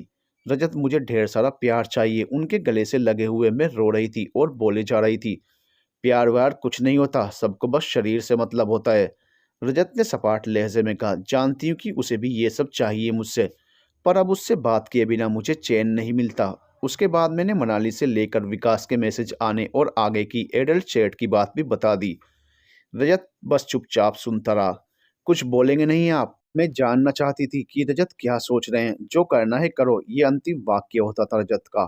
मतलब अब टॉपिक समाप्त। मेरे मन में ये भी था कि अगर रजत बिगड़ेंगे या मुझे मना करेंगे, तो फिर मैं विकास से बात नहीं करूंगी, रोक लूंगी अपने कदम, कर दूंगी अपने सारे एहसासों को तालों में बंद। पर रजत ने तो हमेशा की तरह ये बोलकर एक बार फिर से साबित कर दिया कि उनके जीवन में मेरी कोई अहमियत ही नहीं है। मैं जीऊं या मरूं, उनके जीवन में मेरा कोई अस्तित्व ही नहीं था। नहीं तो वो मुझे रोकते, समझाते ज़रूर। प्यार तो वो मुझसे कभी करते ही नहीं थे, वरना मेरा इस्तेमाल अपना बिजनेस बढ़ाने में जिस तरह किया, वो कोई प्यार करने वाला नहीं कर सकता। मैं बस उनके लिए ज़रूरतों को पूरा करने वाली एक रोबोट जैसी हूँ। मैं बहुत खुश रहने लगी थी। अपने दोस्त ललित को मैंने नहीं बताया कि मैं विकास से फिर से बात करने लगी हूँ। बताती भी कैसे, वो पिछले 1 महीने से मुझे मेरे मानसिक द्वंद और दुःख से उबारने में लगा था, और मैं प्यार नाम की पट्टी अपनी आँखों पर बाँधकर ऐसे रास्ते पर चल पड़ी थी, जहाँ सब जानते समझते हुए भी बुद्धिहीन सा व्यवहार कर रही थी। एक ऐसे अनजान रास्ते पर निकल पड़ी थी, जहाँ आगे के 4 कदम भी मुझे दिखाई नहीं दे रहे थे। बस चली जा रही थी। आप सोच सकते हैं कि जिसने अपना सब कुछ अपने पति पर, परिवार पर न्योछावर कर दिया, फिर भी चातक की तरह प्यार के एक कतरे की प्यासी है, अपनेपन की प्यासी है, और उसे विकास का प्यार मीठे झील के पानी सा मिल रहा है, तो वो कहाँ से विवेक बुद्धि का इस्तेमाल करे। विकास जब मुझे जान कहता, मैं निहाल हो जाती। इस एक शब्द में ही मुझे सातों जहान की खुशियाँ मिल जाती थी। ये सुनने के बाद फिर और कुछ सोचने की नौबत ही नहीं आती थी। मैंने अपने सोचने समझने की शक्ति खो दी थी। दिमाग में बस विकास, विकास का मैसेज, विकास की बातें, यही चलती रहती। बीच में पूर्वी से बात करने के बाद भी मैंने विकास से बात बंद कर दी थी। भले ही पूर्वी से मैं लड़ पड़ी थी, पर जानती थी कि वो सामाजिक दृष्टि से सही बात कर रही है। पर कहते हैं ना, किसी शख्स में प्रेम तलाशना शुरुआत है तुम्हारे खत्म होने की। मेरे साथ भी यही हो रहा था। विकास मुझ में पूरी तरह समा चुका था, और मैं मुझ में बची ही नहीं थी। वो अब मुझसे रोज की जगह 1-2 दिन में बात करने लगा, और अब बातें सिर्फ एडल्ट ही होती।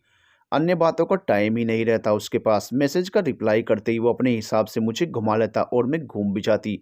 मुझे एक डर भी था कि अगर मैं इसे खुश नहीं रखूंगी तो ये मुझसे बात नहीं करेगा।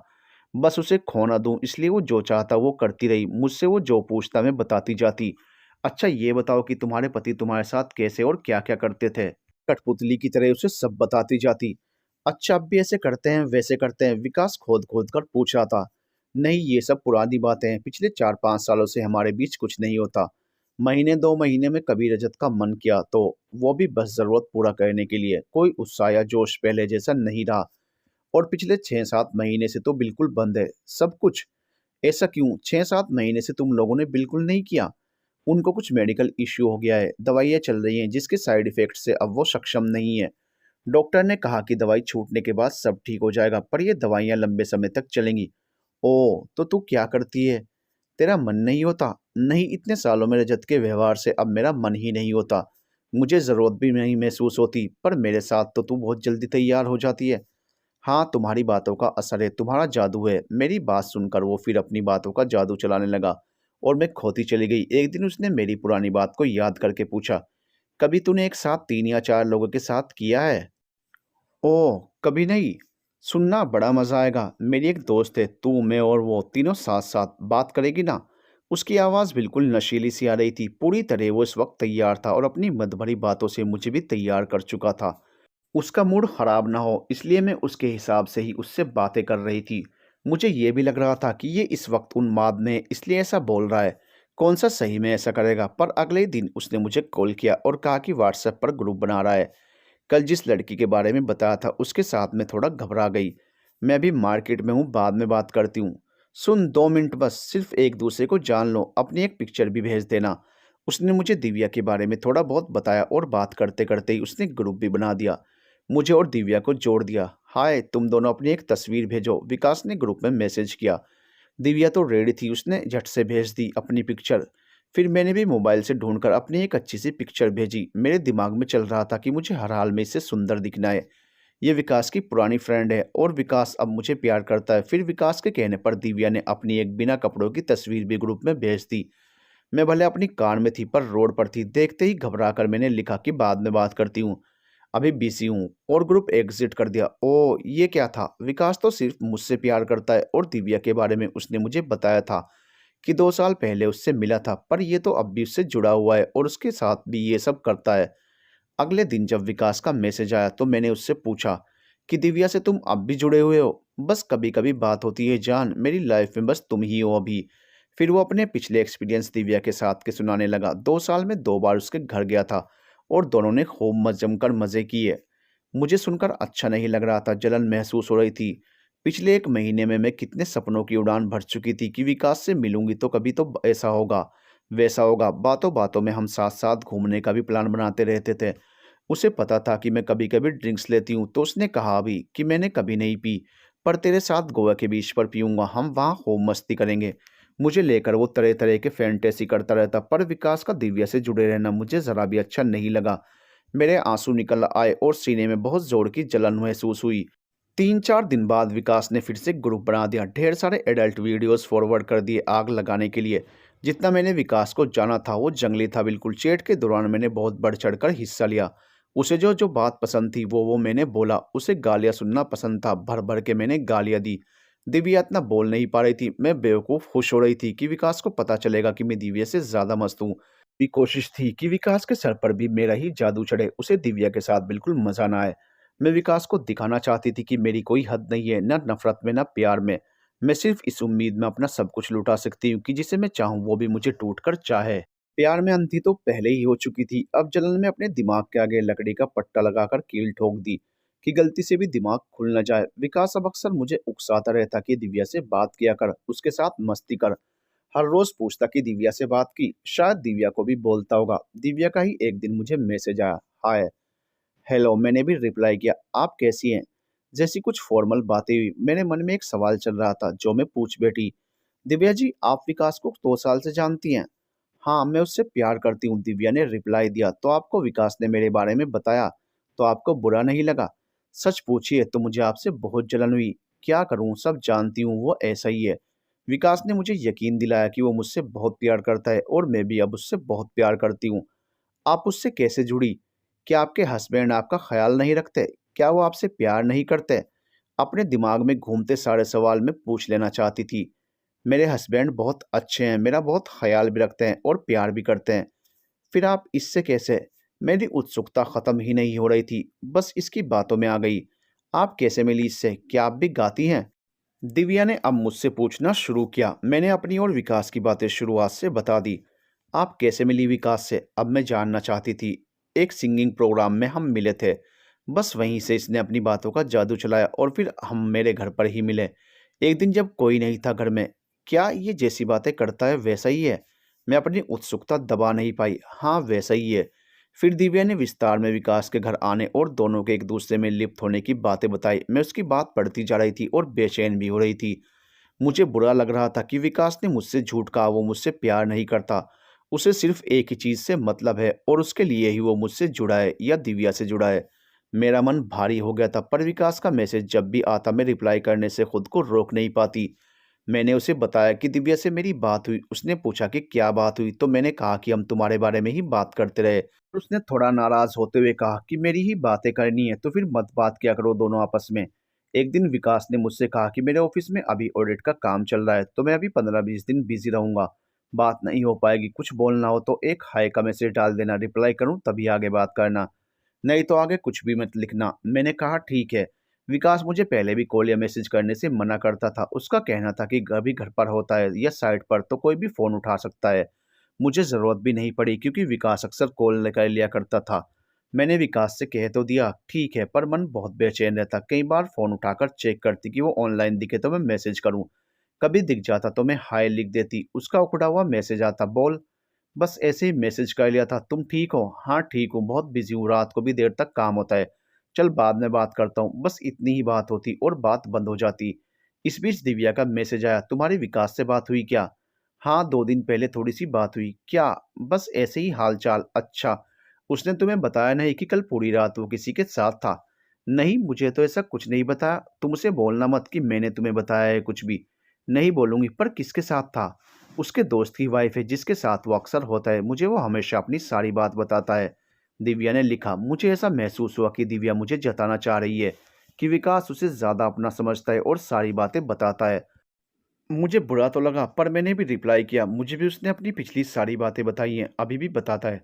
अच्छा, पर सुनो, आप उसे बिल्कुल नहीं बोलना कि दोस्त की वाइफ वाली बात मैंने बताई है, नहीं तो वो मुझसे नाराज़ हो जाएगा। निश्चिंत रहें, मैं नहीं बताऊंगी। दिव्या ने मुझे एक गाने की रिकॉर्डिंग भेजी जिसमें वो और विकास एक साथ गा रहे थे। पहले तो दोनों को साथ देखकर ही मेरे दिल में अजीब सा होने लगा। ज्यों-ज्यों गाने के बोल सुनती गई, मेरा दिल मानो पिघलकर आंखों से बहने लगा। आंसुओं को रोकना मेरे बस में नहीं था। विकास की आवाज़ नहीं तो मुझे दीवाना बना दिया था। अब उसे दिव्या के साथ गाते देखना मुझे बिल्कुल बर्दाश्त नहीं हो रहा था। गाने के बोल भी ऐसे थे कि मैं उसे अपने लिए विकास के मुंह से सुनना चाहने लगी। ओ जाने जाना, ओ जाने जाना, है सांस तब तक तुम्हें मोहब्बत करेंगे जाना। इस गाने को कई बार सुना। विकास से बात करने के लिए मन बेचैन हो गया। कितनी बार फ़ोन उठाया कॉल करने के लिए, पर हिम्मत नहीं हुई। ध्यान था कि विकास ने मना किया हुआ है। जब बिल्कुल भी नहीं रहा गया तो मैंने कॉल लगा दी। विकास को बताना चाह रही थी कि उसे किस शिद्दत से मिस कर रही हूँ। एक बार उसकी आवाज़ सुनने के लिए तड़प रही हूँ। उसने फ़ोन उठाया और बिना मेरी आवाज़ सुने ही, नो इट्स रॉन्ग, तेज़ आवाज़ में मुझे डाँटते हुए फ़ोन काट दिया। इतनी बेइज्जती मुझे कभी महसूस नहीं हुई थी। अब मैं रो रही थी विकास से इस व्यवहार के लिए। वो कितना भी बिज़ी था, मुझसे एक लाइन बात नहीं कर सकता था क्या? मैं खुद कभी फ़ोन नहीं करती थी। आज भी बहुत बेचैन होने के बाद फ़ोन किया था। अगले दिन विकास का कॉल आने पर मैंने उसे कहा कि मुझे बहुत बुरा लगा तुम्हारा मुझसे इस तरह बात करना। तो वो समझाने लगा, जान मैं उस वक़्त घर पर था, वाइफ़ ने फ़ोन ला कर दिया था। तुमने मेरे नंबर मेरे नाम से सेव किया हुआ है। मुझे याद आया कि शुरुआत में जब मैं डर रही थी कि किसी ने विकास का नंबर देखकर पूछ लिया कि कौन है, तो मैं क्या जवाब दूँगी। तब विकास ने ही मुझे सिखाया था कि अपनी किसी दोस्त के नाम पर नंबर सेव कर लो, और मैंने पूर्वी के नाम पर विकास का नंबर सेव किया था। नहीं, मैंने एक ऑफ़िस स्टाफ़ के नाम पर तुम्हारा नंबर सेव किया है। तो फिर वाइफ़ फ़ोन लेकर आई भी तो उसने ऑफ़िस स्टाफ़ का कॉल ही समझा होगा ना। तुम नॉर्मली भी बोल सकते थे कि बिज़ी हो, बाद में बात करूँगा। तुमसे बात करने के लिए कल बहुत बेचैनी हो रही थी, पर तुमने, अरे जान, आजकल ऑडिट का बहुत प्रेशर है, बस इसलिए हो गया। थोड़ी बहुत बात हुई और फिर कॉल कट गया। 4 दिन बाद उसने फिर से ग्रुप बना दिया। मैंने पूछा भी कि तुम्हारा काम खत्म हो गया क्या? नहीं यार, अभी कहाँ, पर तू ये सब छोड़ना, मज़े ले। ढेर सारे गिफ्ट और वीडियोज़ भेजकर वो अपने काम में लग गया। बातें तो मैंने और दिव्या ने भी की। फिर ग्रुप डिलीट कर दिया गया। मुझे लग रहा था कि इसे मुझसे बात करने के लिए भी फुर्सत नहीं है। शुरू के 1 महीने वाले विकास का अब कहीं अता-पता नहीं था। बस जब उसका शरीर डिमांड करता तब आ जाता बात करने। 3-4 दिन बाद इसने मुझे एक औरत की कई बिना कपड़ों की तस्वीरें भेजी। मैंने पूछा कि कौन है ये? तो उसने इतना ही कहा कि बाद में बताता हूँ। कल इसके साथ था पूरी रात। मैंने उसे कुछ नहीं कहा, पर मेरे दिल में एक हुक सी उठी और आंसू आ गए। वो ऑफलाइन हो गया। तभी मुझे ऑनलाइन देखकर दिव्या का मैसेज आया। नॉर्मल बातचीत के बाद मैंने उसे बताया कि मुझे अभी विकास ने किसी की पिक्चर्स भेजी हैं। बोल रहा था कि कल पूरी रात इसके साथ था। किसकी है, कुछ बताया? नहीं, कहा कि बाद में बताएगा फुर्सत में। मुझे भेजो, मैं सबको जानती हूँ। मैंने सारी पिक्चर्स दिव्या को फॉरवर्ड कर दी। देखते ही उसने कहा कि यही तो है उसके दोस्त की वाइफ। मैं और दिव्या एक ही नाव पर सवार थे। हमारे बीच विकास को लेकर ही अक्सर बात होने लगी थी। कारण शायद यही था कि दोनों ही एक दुख से पीड़ित थे और अपना दुखड़ा एक दूसरे से रो लेते थे। मैंने कहा कि अब मैं विकास से बिल्कुल बात नहीं करूंगी। उसने मुझसे प्यार करने का दावा किया था और उसकी ये सब बातें मुझे बहुत तकलीफ देती हैं। मैं अभी भी दिव्या से बात करते हुए रो रही थी। मैं उसे ब्लॉक कर दूंगी। दिव्या डर गई कि विकास इस बात पर उससे नाराज हो जाएगा, कि उसने ही मुझे भड़काया। प्लीज उसे मत बोलना कि मैंने तुमसे बात भी की है या कुछ भी बताया है। नहीं, मैं तुम्हारा नाम बिल्कुल नहीं लूंगी। इसके बाद मैंने विकास को मैसेज किया कि मैं अब तुमसे बिल्कुल बात नहीं कर सकती। तुम जो अपनी बात बताते हो उससे मेरा मन बहुत दुखता है, मुझे बहुत जलन होती है, रोना आता है। मैं अब तुमसे बिल्कुल भी बात नहीं करूंगी। ये मैसेज लिखकर मैंने उसे 2 महीने में तीसरी बार ब्लॉक कर दिया। मैंने ब्लॉक तो कर दिया, पर अब मैं बहुत परेशान थी। इतना अपराध बोध महसूस हो रहा था कि क्या बताऊं। अपनी करनी पर पछतावे के साथ साथ अपनी बेवकूफ़ी पर भी गुस्सा आ रहा था, और आश्चर्य भी हो रहा था कि मैं ये सब आंख बंद करके कैसे कर गई। प्यार के नाम पर ठगे जाने का एहसास भी बहुत कचोट रहा था। कभी अपने दुर्भाग्य पर रोना आता कि क्यों भगवान ने मेरी जिंदगी ऐसी बना दी। मन का एक दुख कम था क्या, जो अब फिर ऐसे इंसान से मिला दिया जिसने मेरे प्यार को बस जिस्म से तोला। ब्याह कर आई थी तब भी मन बिल्कुल कोरा था। रजत को भी दिल से चाहा, तन मन से खुद को समर्पित कर दिया। बदले में क्या मिला? रजत की हर बात मानने और उसके हिसाब से जीने के बाद भी मुझे न प्यार नसीब हुआ, ना ही एक पत्नी का सम्मान। हाँ, छोटी छोटी बातों पर गालियां खूब नसीब हुई, और अब इस उम्र में भी प्यार और सम्मान के लिए तरसते मन को सिर्फ छलावा ही मिला। सही गलत की सोच को पीछे धकेल में विकास से इस कदर जुड़ गई कि सोचना ही बंद कर दिया। मुझे तो मन का मीत चाहिए था और मिला जिस्म का पुजारी। मैं अंधी उसके पीछे प्यार की पट्टी आंखों पर बांधे चल पड़ी, सिर्फ अपनी उस अनुभूति के लिए जो 40 बसंत देखने के बाद पहली बार महसूस किया था। समझ ही नहीं पा रही थी कि क्या करूं, अपना सिर दीवार पर दे मारूं या अपने बाल नोच लूं।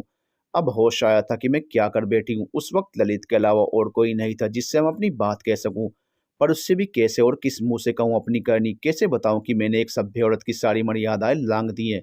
ललित का फोन आता तो मेरी आवाज हमेशा भरी हुई रहती।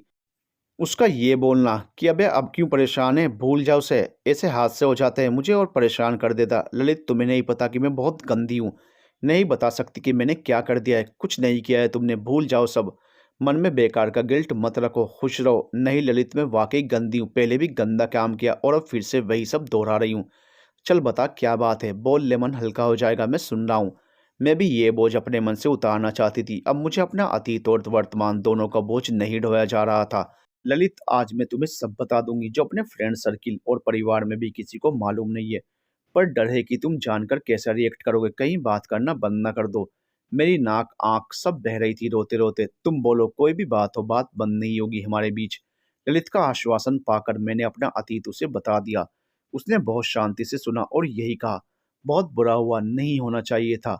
पर तुम इस गिल्ट को अपने मन से निकाल दो, तुमने अपनी मर्जी से ये सब नहीं किया। तुम पर दबाव बनाया गया। तुम गंदी बिल्कुल नहीं हो। जिस कल्पना को हम सारे लोग जानते हैं वो बहुत अच्छी है, सबका ध्यान रखने वाली और हंसमुख है। जानती हो, मैं जब भी तुमसे बात करता था तो तुम्हारी आवाज बहुत गहरे कुएं से आती हुई लगती थी। तब मुझे समझ नहीं आता था कि तुम इतना हंसी मजाक करती हो अपने व्हाट्सएप ग्रुप में, पर जब फोन पर बात होती है तो आवाज इतनी उदास क्यों लगती है। आज समझ में आ रहा है कि कितना कुछ अपने अंदर दबा कर बैठी थी। निकलो इस गिल्ट से, तुम गंदी नहीं हो। नहीं ललित, इस बात का गिल्ट नहीं मुझे, बस दुख है, बहुत ज्यादा दुख है। गिल्ट तो अब मैंने जो किया है उसका है। तब मुझे जबरदस्ती करना पड़ा था, पर अब जो मैंने किया है वो अपनी मर्जी से किया है, बिना सही गलत का ख्याल रखे किया है। देखो, सही गलत कुछ नहीं होता, इंसान परिस्थिति अनुसार व्यवहार करता है। और जिस अकेलेपन से तुम जूझ रही थी, उस स्थिति में तुम विकास से प्यार कर बैठी, इसमें कुछ गलत नहीं है। सिर्फ यही बात नहीं है ललित, कैसे बताऊं कि विकास से मैंने किस तरह की बात की है, किस हद तक चली गई हूँ। तुमसे बताया नहीं कि मैंने विकास से फिर बात शुरू कर दी थी और हर सीमा लांघ गई। पछतावे के साथ खुद की बेवकूफ़ी पर शर्म और रोना दोनों आ रहा था। ललित को इससे ज़्यादा खुलकर नहीं बोल पा रही थी, पर शायद वो समझ गया था। उसने कहा, क्या तुम उससे मिलने चली गई थी या वो आया था? नहीं, मिलूंगी कैसे, वो मनाली में है, बस फ़ोन पर ही बात होती थी। ओह, फिर निकाल दो इन बातों को दिमाग से। जो हुआ वो फ़ोन पर ही बातों से हुआ ना। तुम मिली तो नहीं उससे, बस बात खत्म हुई। ये रो रो कर खुद को परेशान करना बंद करो और तुम्हें जब भी बात करने का मन हो मुझसे बात करो। ये ऑनलाइन प्यार के चक्कर में मत पड़ो। ललित को दिव्या के बारे में और अपनी करनी के बारे में नहीं बता पाई। वो मुझे समझा रहा था और मैं बस इसी में लगी थी कि मैंने बहुत गलत किया है। विकास से अब कोई बात नहीं हो रही थी। गाए बगाए में और दिव्या बात कर लेते थे तो मैं विकास के बारे में पूछ लेती थी कि वो कैसा है, मुझे याद करता है या नहीं, मेरी बात करता है या नहीं। भले मैं उससे दूर होने की कोशिश कर रही थी, पर वो मेरे दिमाग से निकल ही नहीं रहा था। शुरुआती 1 महीने वाला विकास और उसे लेकर मेरी फीलिंग्स मुझे हर वक्त रुला देती थी। उसकी याद मन कचोट जाती थी। हर बार अपने मन को समझाया कि नहीं कल्पना, तुझे रूह का साथी चाहिए था, जिस्म का नहीं। उसने तुझे झूठ कहा कि वो तुझसे प्यार करता है, पर मन उसे भूल नहीं पा रहा था। ललित तो पिछले 2 महीने से मुझसे रोज ही बात करता था। उसकी कोशिश यही रहती कि मैं सारी बातें भूलकर खुश रहूं। मेरे दिल को सुकून मिल ही नहीं रहा था। कभी अपनी की हुई बेवकूफियों पर रोना आता, कभी अपने अकेलेपन पर रोना आता, तो कभी किस्मत पर। उफ, ये विकास का भूत उतरता क्यों नहीं मेरे मन से। मैं बहुत परेशान चल ही रही थी। उसी दौरान फेसबुक मैसेंजर पर एक मैसेज आया, हाय, मैं राजीव गुप्ता, एक साइकोलॉजिस्ट हूँ।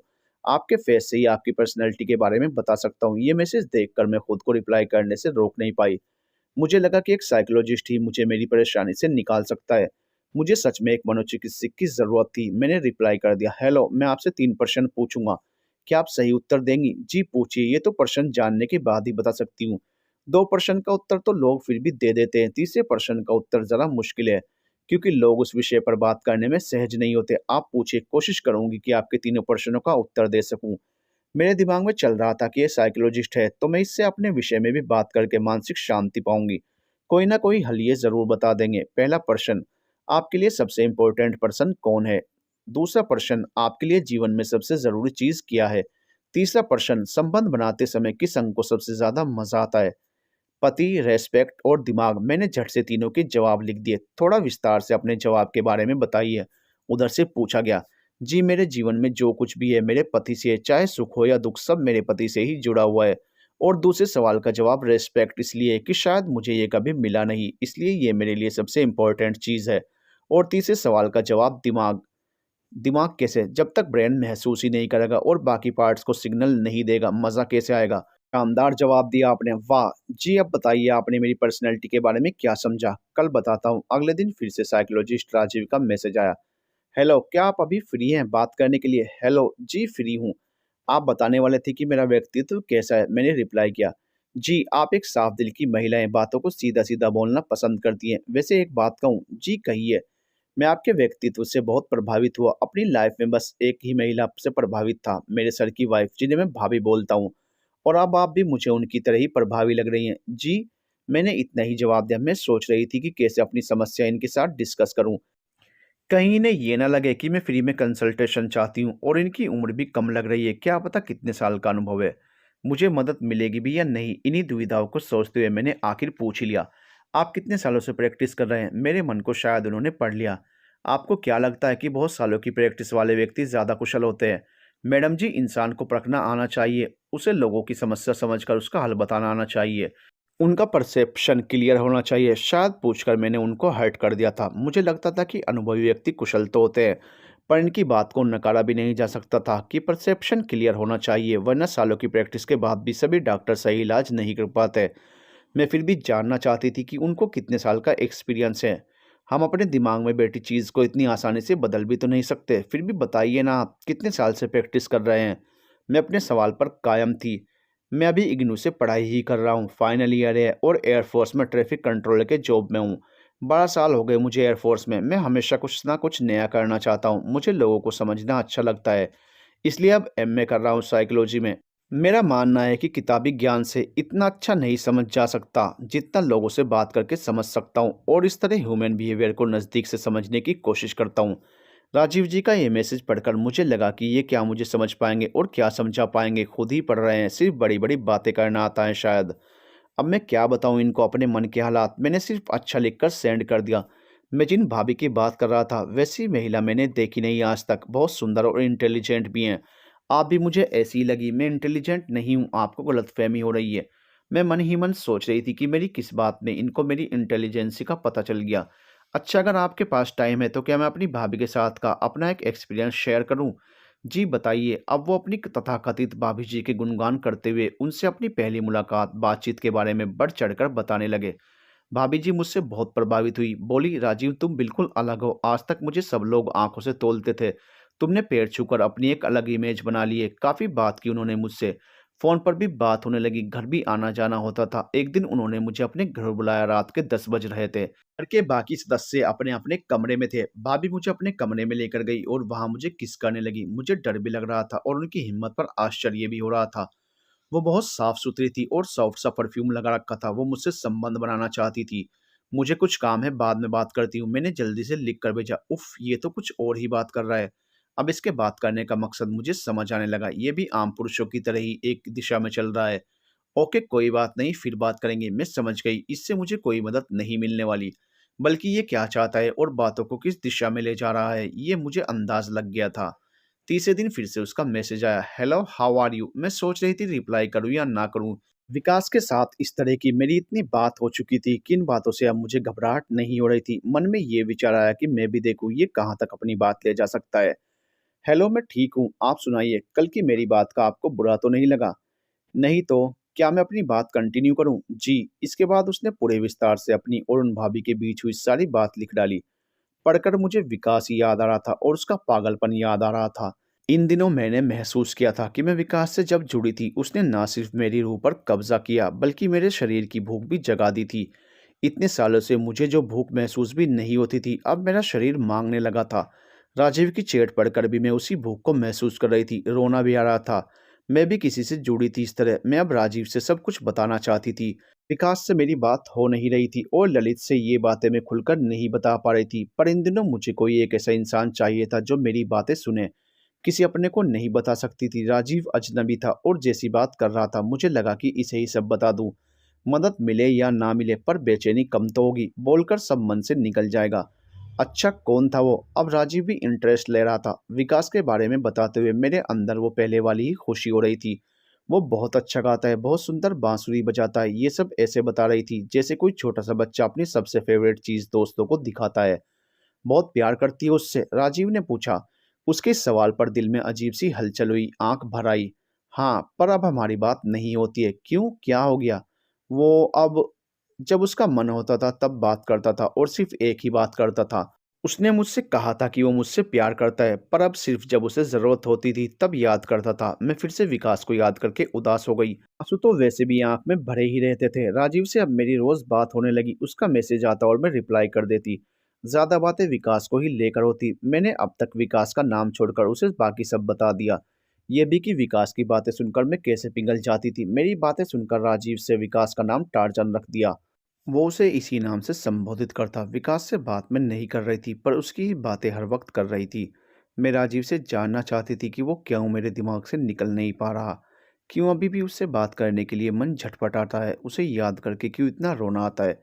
राजीव का कहना था कि अपने मन को मत रोको, जितना रोकोगी उतना ही तेजी से उसकी तरफ भागेगा। नहीं, बात नहीं करूंगी, वो फिर मुझसे सिर्फ वही बातें करेगा और मेरा मन और ज़्यादा दुखी होगा। मैं फिर से उससे प्यार की उम्मीद कर बैठूंगी, उसे सिर्फ अपना देखना चाहूंगी, पर वो एक से बनकर रहने वाला नहीं है। सब जानती हूँ फिर भी उसे नहीं भूल पा रही। अच्छा ये बताओ कि प्यार क्या होता है? कैसे पता कि तुम मुझसे प्यार करती हो और वो नहीं करता? मुझे नहीं पता कि प्यार क्या होता है, बस इतना पता है कि पहली बार मन किसी की आवाज़ सुनने के लिए बेचैन हुआ। किसी के एक मैसेज के इंतज़ार में रातों की नींद उड़ी हुई थी। उससे बात ना हो तो एक एक पल बेचैनी से गुजरता है। उसकी तस्वीर देखकर भी दिल की धड़कन तेज़ हो जाती है। वो जैसा है मैंने उसे स्वीकार कर लिया था, खुद को उसे पूर्ण रूप से सौंप दिया था। जो बात सामाजिक दृष्टि से गलत है वो भी उसके साथ मैंने की, पर उसे दूसरी औरतों के साथ देखना मुझसे बर्दाश्त नहीं होता। और वो मुझसे प्यार करता तो उसे भी तो ये सब महसूस होता। वो तो मुझसे सिर्फ एक ही चीज़ चाहता था और मेरे मन में भी भर रहा था कि जब तक शरीर साथ दे रहा है मज़े ले। उसके लिए ज़िंदगी के मज़े सिर्फ उस चीज़ तक ही सीमित हैं। हाँ, और मैं सिर्फ उस चीज़ के लिए उससे जुड़ी नहीं रह सकती। तो तुम्हें क्या चाहिए? मुझे एक ऐसा साथी चाहिए जो मुझसे भी इसी तरह जुड़े जैसे मैं जुड़ी थी। बातें करे मेरे घर परिवार की, अपने घर परिवार की, जो मुझे एहसास दिलाए कि मैं उसके जीवन में खास जगह रखती हूँ।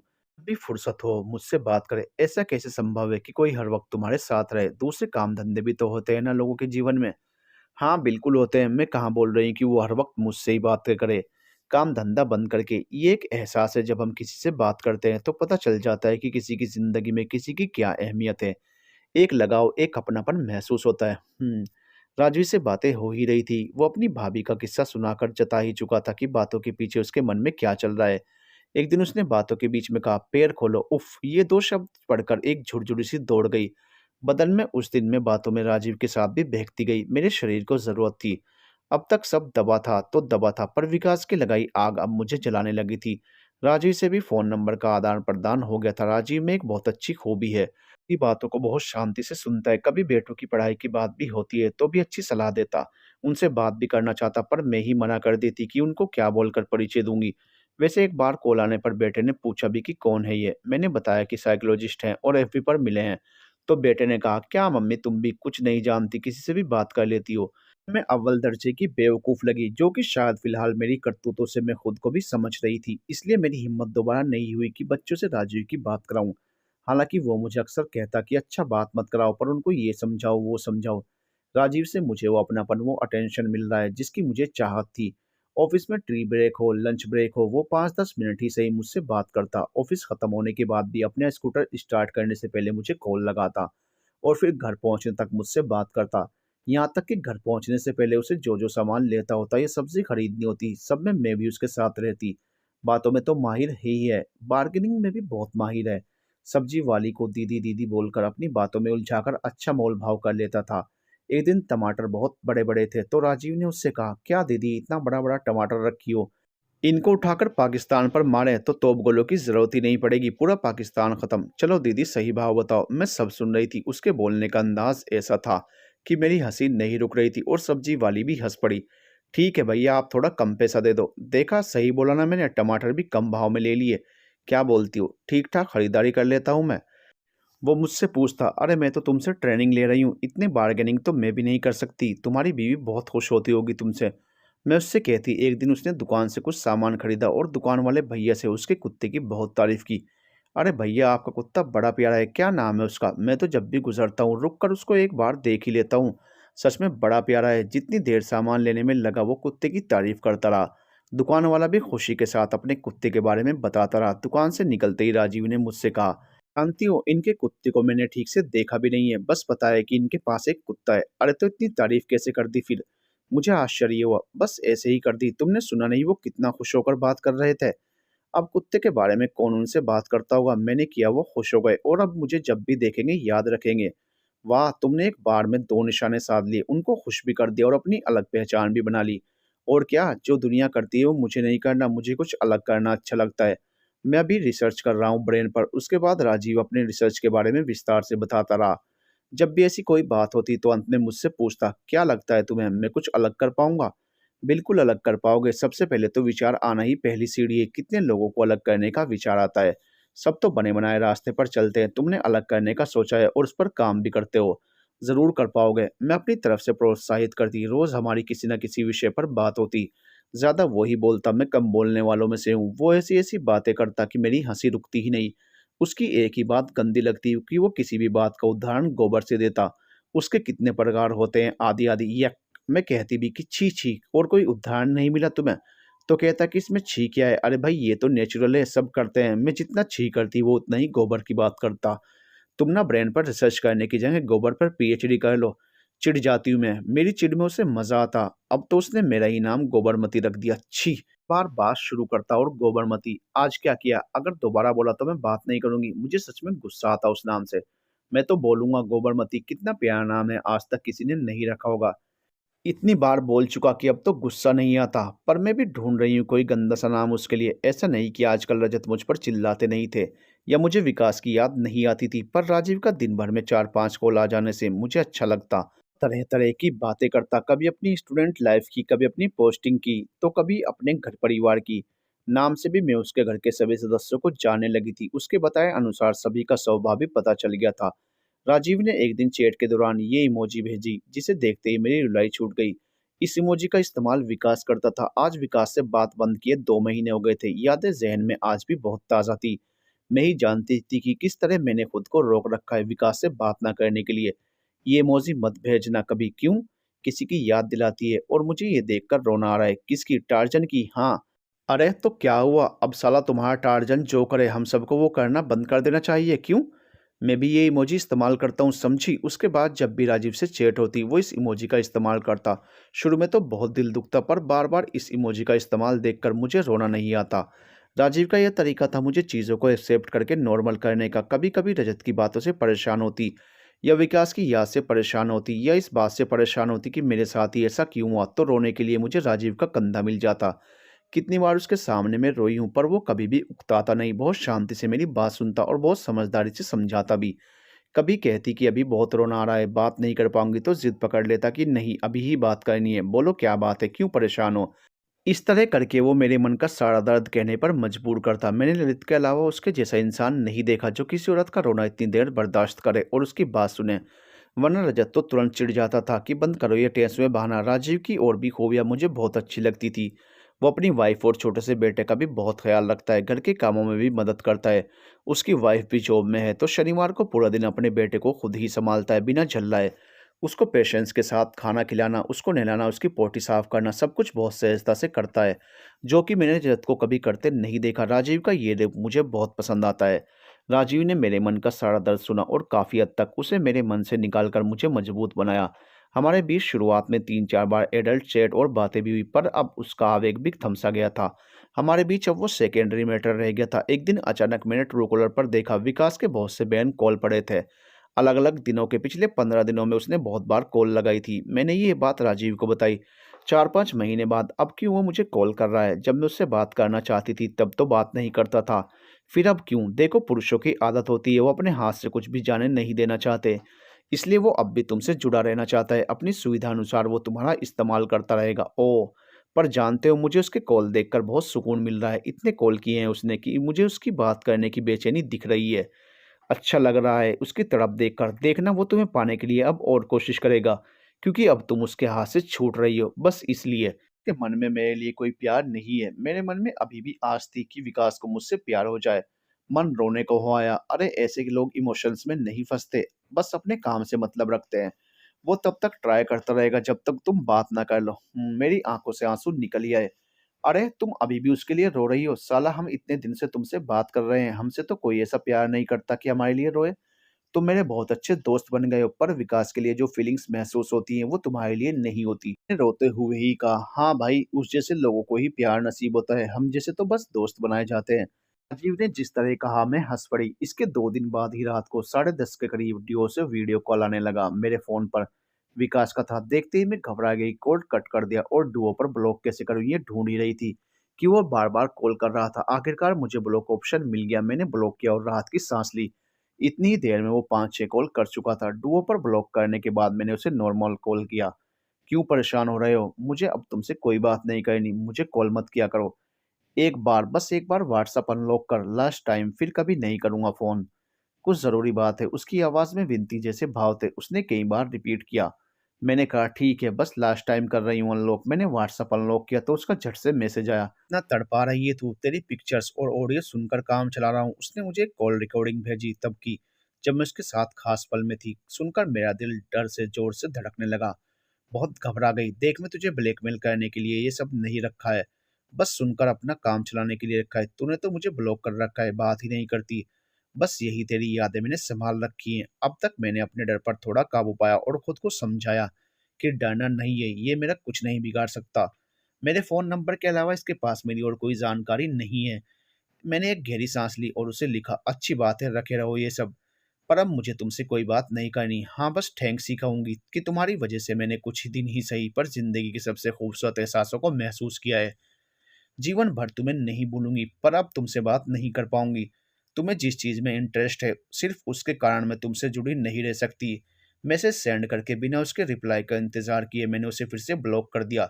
इतनी हिम्मत शायद राजीव के कारण ही मुझ में आई थी। वो हमेशा कहता था कि तुम अपने घर में सुरक्षित हो, जब तक तुम नहीं चाहोगी कोई तुम्हें घर से खींचकर नहीं ले जा सकता।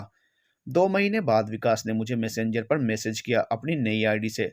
वो मुझे ताने मार रहा था कि उसने मेरे साथ अच्छा व्यवहार रखा और मैंने क्या सिला दिया। मुझे पढ़कर बुरा लगा। मैंने लिख दिया कि हाँ, मैंने तुम्हारा बहुत फायदा उठाया, मैं ऐसी ही हूँ। विकास ने मुझे पहले भी कहा था कि मैं डाल डाल पर बैठने वाली और हर शाख का फल चखने वाली हूँ। उससे बात बंद करने पर मुझे यही सुनना पड़ा। खैर, मैंने भी मान लिया कि मैं ऐसी ही हूँ। कुछ दिन बाद उसने फिर से मैसेज किया कि वो मुझसे बहुत प्यार करता है, मेरी उसे बहुत याद आती है। दोबारा उसने रिकॉर्डिंग और पिक्चर्स की बात कही। मैंने अब तक मेरे मन में जो भी था उसे लिख कर भेज दिया। मैंने लिखा कि मुझे उससे प्यार की उम्मीद थी, पर वो मुझसे सिर्फ तभी बात करता है जब उसे संतुष्टि चाहिए होती है। उसने कहा कि ये मेरी गलतफहमी है, ऐसी बातें भी हम सबके साथ नहीं कर सकते। जिससे लगाव होता है या प्यार महसूस होता है, बस उसी के साथ कर सकते हैं, और मैं तुझसे प्यार करता हूँ। विकास की ये बात मुझसे बेहतर और कौन जान सकता था। एक प्यार की उम्मीद में ही तो मैं बहती चली गई, पर अब विकास की बात पर यकीन कर पाना मेरे लिए संभव नहीं था। मैं उसके लिए बहुत रो चुकी थी और उस पर यकीन करके फिर से उसी दौर से नहीं गुजरना चाहती थी। वो मुझे उसके बाद भी कई बार मैसेज करता रहा। मैंने रिप्लाई करना बंद कर दिया। एक बार उसने कहा भी कि उसके पास बस 2 महीने बचे हैं। इस बात से मैं बहुत परेशान हो गई। फिर कई बार उससे पूछा भी कि उसने ऐसा क्यों लिखा, पर उसने कोई जवाब नहीं दिया। राजीव को मैं सारी बात बताती रहती। उससे भी मैंने पूछा कि कहीं मैं उससे बात न करके बहुत बुरा कर रही हूँ क्या। उसने ऐसा क्यों लिखा कि उसके पास बस 2 महीने हैं? कुछ नहीं, वो बस तुमसे बात करना चाहता है, इसलिए लिख दिया होगा। तुम इतना मत सोचो। राजीव और ललित पुरुष हैं और पुरुष की मानसिकता को अच्छे से समझते होंगे। यही सोचकर मैंने अपना मन शांत कर लिया। हो सकता है कि विकास ने मुझे इमोशनल करने के लिए 2 महीने वाली बात कही होगी। वक्त बीत रहा है और धीरे धीरे मैंने खुद को मजबूत किया है। बहुत बड़ा सहयोग ललित और राजीव का रहा, पर मेरा भी प्रयास नगण्य नहीं था। राजीव से बात करते हुए 9 महीने हो गए थे। इन 9 महीनों में ये पहली बार था जब एक हफ्ते के लिए वो अपने घर गया। बेटे की पहली सालगिरह थी। मैं जानती थी कि राजीव परिवार के बीच में है, पार्टी की तैयारी में है, वो बहुत बिजी होगा। पर 3-4 दिन के बाद मुझे बहुत बेचैनी होने लगी। महसूस हुआ कि उसने भी मेरे दिल में जगह बना ली है। उस बेचैनी में मुझे उस पर गुस्सा आने लगा। इतना भी क्या बिजी होगा कि 5 मिनट भी बात नहीं कर सकता। मैंने अपने मन में कसम खाई थी कि मैं ये सामने से कभी फोन नहीं करूंगी। ये बात राजीव को भी पता थी। वो भी इस बात से निश्चिंत ही था कि कभी घर में हो और मेरा फोन आ जाए तो उसे ऑकवर्ड सिचुएशन का सामना नहीं करना पड़ेगा। ये एक हफ्ता मेरे ऊपर पहाड़ सा गुजरा। राजीव पर मैं अपना अधिकार समझने लगी थी, शायद इसलिए उसका फ़ोन न करना मुझे गुस्से से भर रहा था। लौटकर आने के बाद उसका मैसेज आया तो मैंने गुस्से से लिखा, मुझे बात ही नहीं करनी तुमसे। तुम्हें 5 मिनट भी समय नहीं मिला बात करने के लिए, मैं तुम्हें ब्लॉक कर दूँगी। ना रहोगे ना उम्मीद रहेगी। ब्लॉक करने से तुम्हारे मन को शांति मिलती है तो कर दो ब्लॉक। उसने बस इतना ही रिप्लाई किया। ब्लॉक करके कैसे शांति मिलती? मुझे तो उससे बात करके शांति मिलती थी। अगले दिन जब बात हुई तो उसने बताया वहाँ सबके बीच में बिल्कुल समय नहीं मिलता था। पार्टी की भी तैयारी करनी थी और पहचान में एवं परिवार में 2 लोगों की मृत्यु हो गई थी। इसलिए मन परेशान था। मुझे खुद पर गुस्सा आया कि मैं सिर्फ अपने बारे में सोच रही थी। पर इस बात ने मुझे सोचने पर मजबूर कर दिया कि क्या मेरे मन में फिर से प्यार पनप रहा है? राजीव ने तो कभी नहीं कहा कि वो मुझसे प्यार करता है। मेरे मन में भी वो सिर्फ दोस्त ही था, या दोस्त से थोड़ा बढ़कर। मुझे फिर से उन्हीं एहसासों को नहीं जीना था जो आज से साल भर पहले जिए थे। विकास के साथ वो 2-3 महीना मेरे लिए स्वर्ग और नरक दोनों का अनुभव दे गया था मुझे। आज भी उसकी यादों की चुभन पूरी तरह नहीं गई। मैंने खुद से वादा किया और खुद को इतना मजबूत किया कि राजीव के लिए भी जो फीलिंग्स बढ़ रही हैं, उसे बढ़ने नहीं दूंगी। वो दूसरे कामों में व्यस्त रखने की पूरी कोशिश करती, राजीव को सामने से कॉल बिल्कुल नहीं करती, और किसी दिन अगर वो भी कॉल नहीं करता तो भी खुद को परेशान नहीं होने देती। मेरा प्रयास सफल हो रहा है। अब मुझे इंतजार भी नहीं रहता कि वो कॉल करे या ना करे। कॉल करता है तो खुश होकर बात कर लेती हूँ, नहीं करता तो भी शिकायत नहीं करती। पेंटिंग का मुझे शौक था कभी, अब अपने उसी शौक को खाली समय का साथी बना लिया है। मुझे खुशी हो रही है कि अब मैं मन से धीरे धीरे मजबूत हो रही हूँ। तो स्लो है पर हो रहा है। मेरी जिंदगी में 4 पुरुष आए जिनसे मैं नजदीक से जुड़ी। रजत के साथ 20 साल का सफर तय किया। अब भी सफर जारी है। मैंने अपना अतीत बांट लिया और बहुत हल्का महसूस कर रही हूँ। एक्सेप्ट कर लिया कि रजत ने मेरे साथ जो किया वो मेरा भाग्य था, और विकास से मिलना फिर राजीव के संपर्क में आना लिखा हुआ था। रजत को अब मैं माफ कर देना चाहती हूँ अपनी मानसिक शांति के लिए। उसका व्यवहार मेरे साथ जैसा भी हो, पर बाहरी दुनिया में उसकी बहुत रेस्पेक्ट है, जो उसने अपने व्यवहार, बुद्धि और क्रम से कमाया है। जरूरतमंदों की मदद से कभी पीछे नहीं हटता। कोई भी मदद के लिए आ जाए तो मना नहीं करता, चाहे आर्थिक मदद हो या किसी और प्रकार की। विकास को भी अब मैं दोष नहीं देती। मेरी कमजोरी थी जो मैं खुद पर नियंत्रण नहीं रख पाई। बस विकास जैसे लोगों से एक विनती है, मेरे जैसी भावुक स्त्री को प्यार के नाम लेकर ना बहकाएं। शरीर की जरूरत है तो साफ बोलें। जिस स्त्री को जरूरत होगी वो आ जाएगी तुम्हारे पास, बाकी पहले ही किनारा कर लेंगी। मेरा अनुमान है कि मेरी उम्र की 80-85% स्त्रियां घरेलू उपेक्षा की शिकार होती हैं। जरा सा अपनापन उन्हें मिलता है और वो भावनाओं में बह जाती हैं। विकास को मैं ताउम्र नहीं भूलूंगी, न ही उस सुखद एहसास को जो उसने मुझे महसूस करवाया। उन एहसासों के लिए उसे धन्यवाद। राजीव को भी धन्यवाद देती हूँ कि उसने मुझे इतना वक्त दिया, मुझे मानसिक रूप से मजबूत बनाया। अब मैं जितनी स्थिरता पर पहुंची हूँ उसमें उसका बहुत बड़ा योगदान रहा है। वो जब तक मेरे जीवन में रहना चाहे एक दोस्त बनकर मुझे खुशी होगी। जिस दिन जाना चाहेगा मैं रोकूंगी नहीं। खुद को इतना मजबूत कर लिया है कि उसके जाने के बाद ना टूटूंगी और ना ही फिर कोई नया कंधा तलाश करूंगी। एक शख्स और है ललित, जिसे मैं धन्यवाद देकर छोटा नहीं बना सकती। उसकी निस्वार्थ दोस्ती को अपना सौभाग्य मानती हूँ। मुझे पता है कि रोज मेरी उससे बात हो या ना हो, वो हमेशा मेरे लिए मौजूद है। भगवान न करे कि उसे कभी कोई समस्या आए तो मैं भी उसी तरह उसके साथ रहूंगी। आज के समय में ऐसा दोस्त नसीब वालों को ही मिलता है, और मैं हूँ नसीब वाली। मेरी ये कहानी समाज का आईना है। मेरे जैसी तमाम भावुक स्त्रियों से यही कहना चाहूंगी कि अगर आपको परिवार में अपनापन नहीं मिला तो कहीं और भी नहीं मिलेगा। किसी अनजाने से इसकी उम्मीद करेंगी तो मेरी तरह बेवकूफ़ी ही करेंगी। सबके जीवन में ललित जैसा दोस्त नहीं होता, ना ही सबको राजीव जैसा कोई मिलेगा जो मजबूती प्रदान करे। ऐसे में सिर्फ बर्बादी है। भावुक स्त्रियों का फिर संभलना मुश्किल होता है। निदा फाजली जी की ये पंक्तियां मुझे बहुत अच्छी तरह समझ आ गई हैं। हर आदमी में होते हैं 10-20 आदमी। जब भी देखना गौर से देखना। हम अक्सर खुद को ही नहीं देखते, खुद के अंदर ही नहीं झांकते। मैंने अब जाना है कि मेरे अंदर एक गंभीर औरत, एक जिम्मेदार माँ, समर्पित पत्नी, एक आदर्श बहू, एक दोस्त है। विकास ने मेरे अंदर एक अल्हड़ कल्पना को जन्म दिया, और अब मैं जान गई हूँ कि मेरे अंदर एक गंदी औरत भी है। मुझे इस बात को छुपाना नहीं है। मैंने उस गंदी औरत को स्वीकार कर लिया है। उसने जो गलतियाँ की उसे सुधारने में मैं उसकी मदद करूंगी। मेरी ये कहानी मेरे जैसी तमाम कल्पनाओं के लिए एक सबक है। जरूरी नहीं कि हम खुद अनुभव करें तभी सीखें। दूसरों की गलतियों को देखकर भी सीख सकते हैं, सबक ले सकते हैं, उन्हें ना दोहराने का। उम्मीद है कि इस गंदी औरत को भी लोग दुत्कारने की जगह अपनाएं और गलती सुधारने का मौका दें।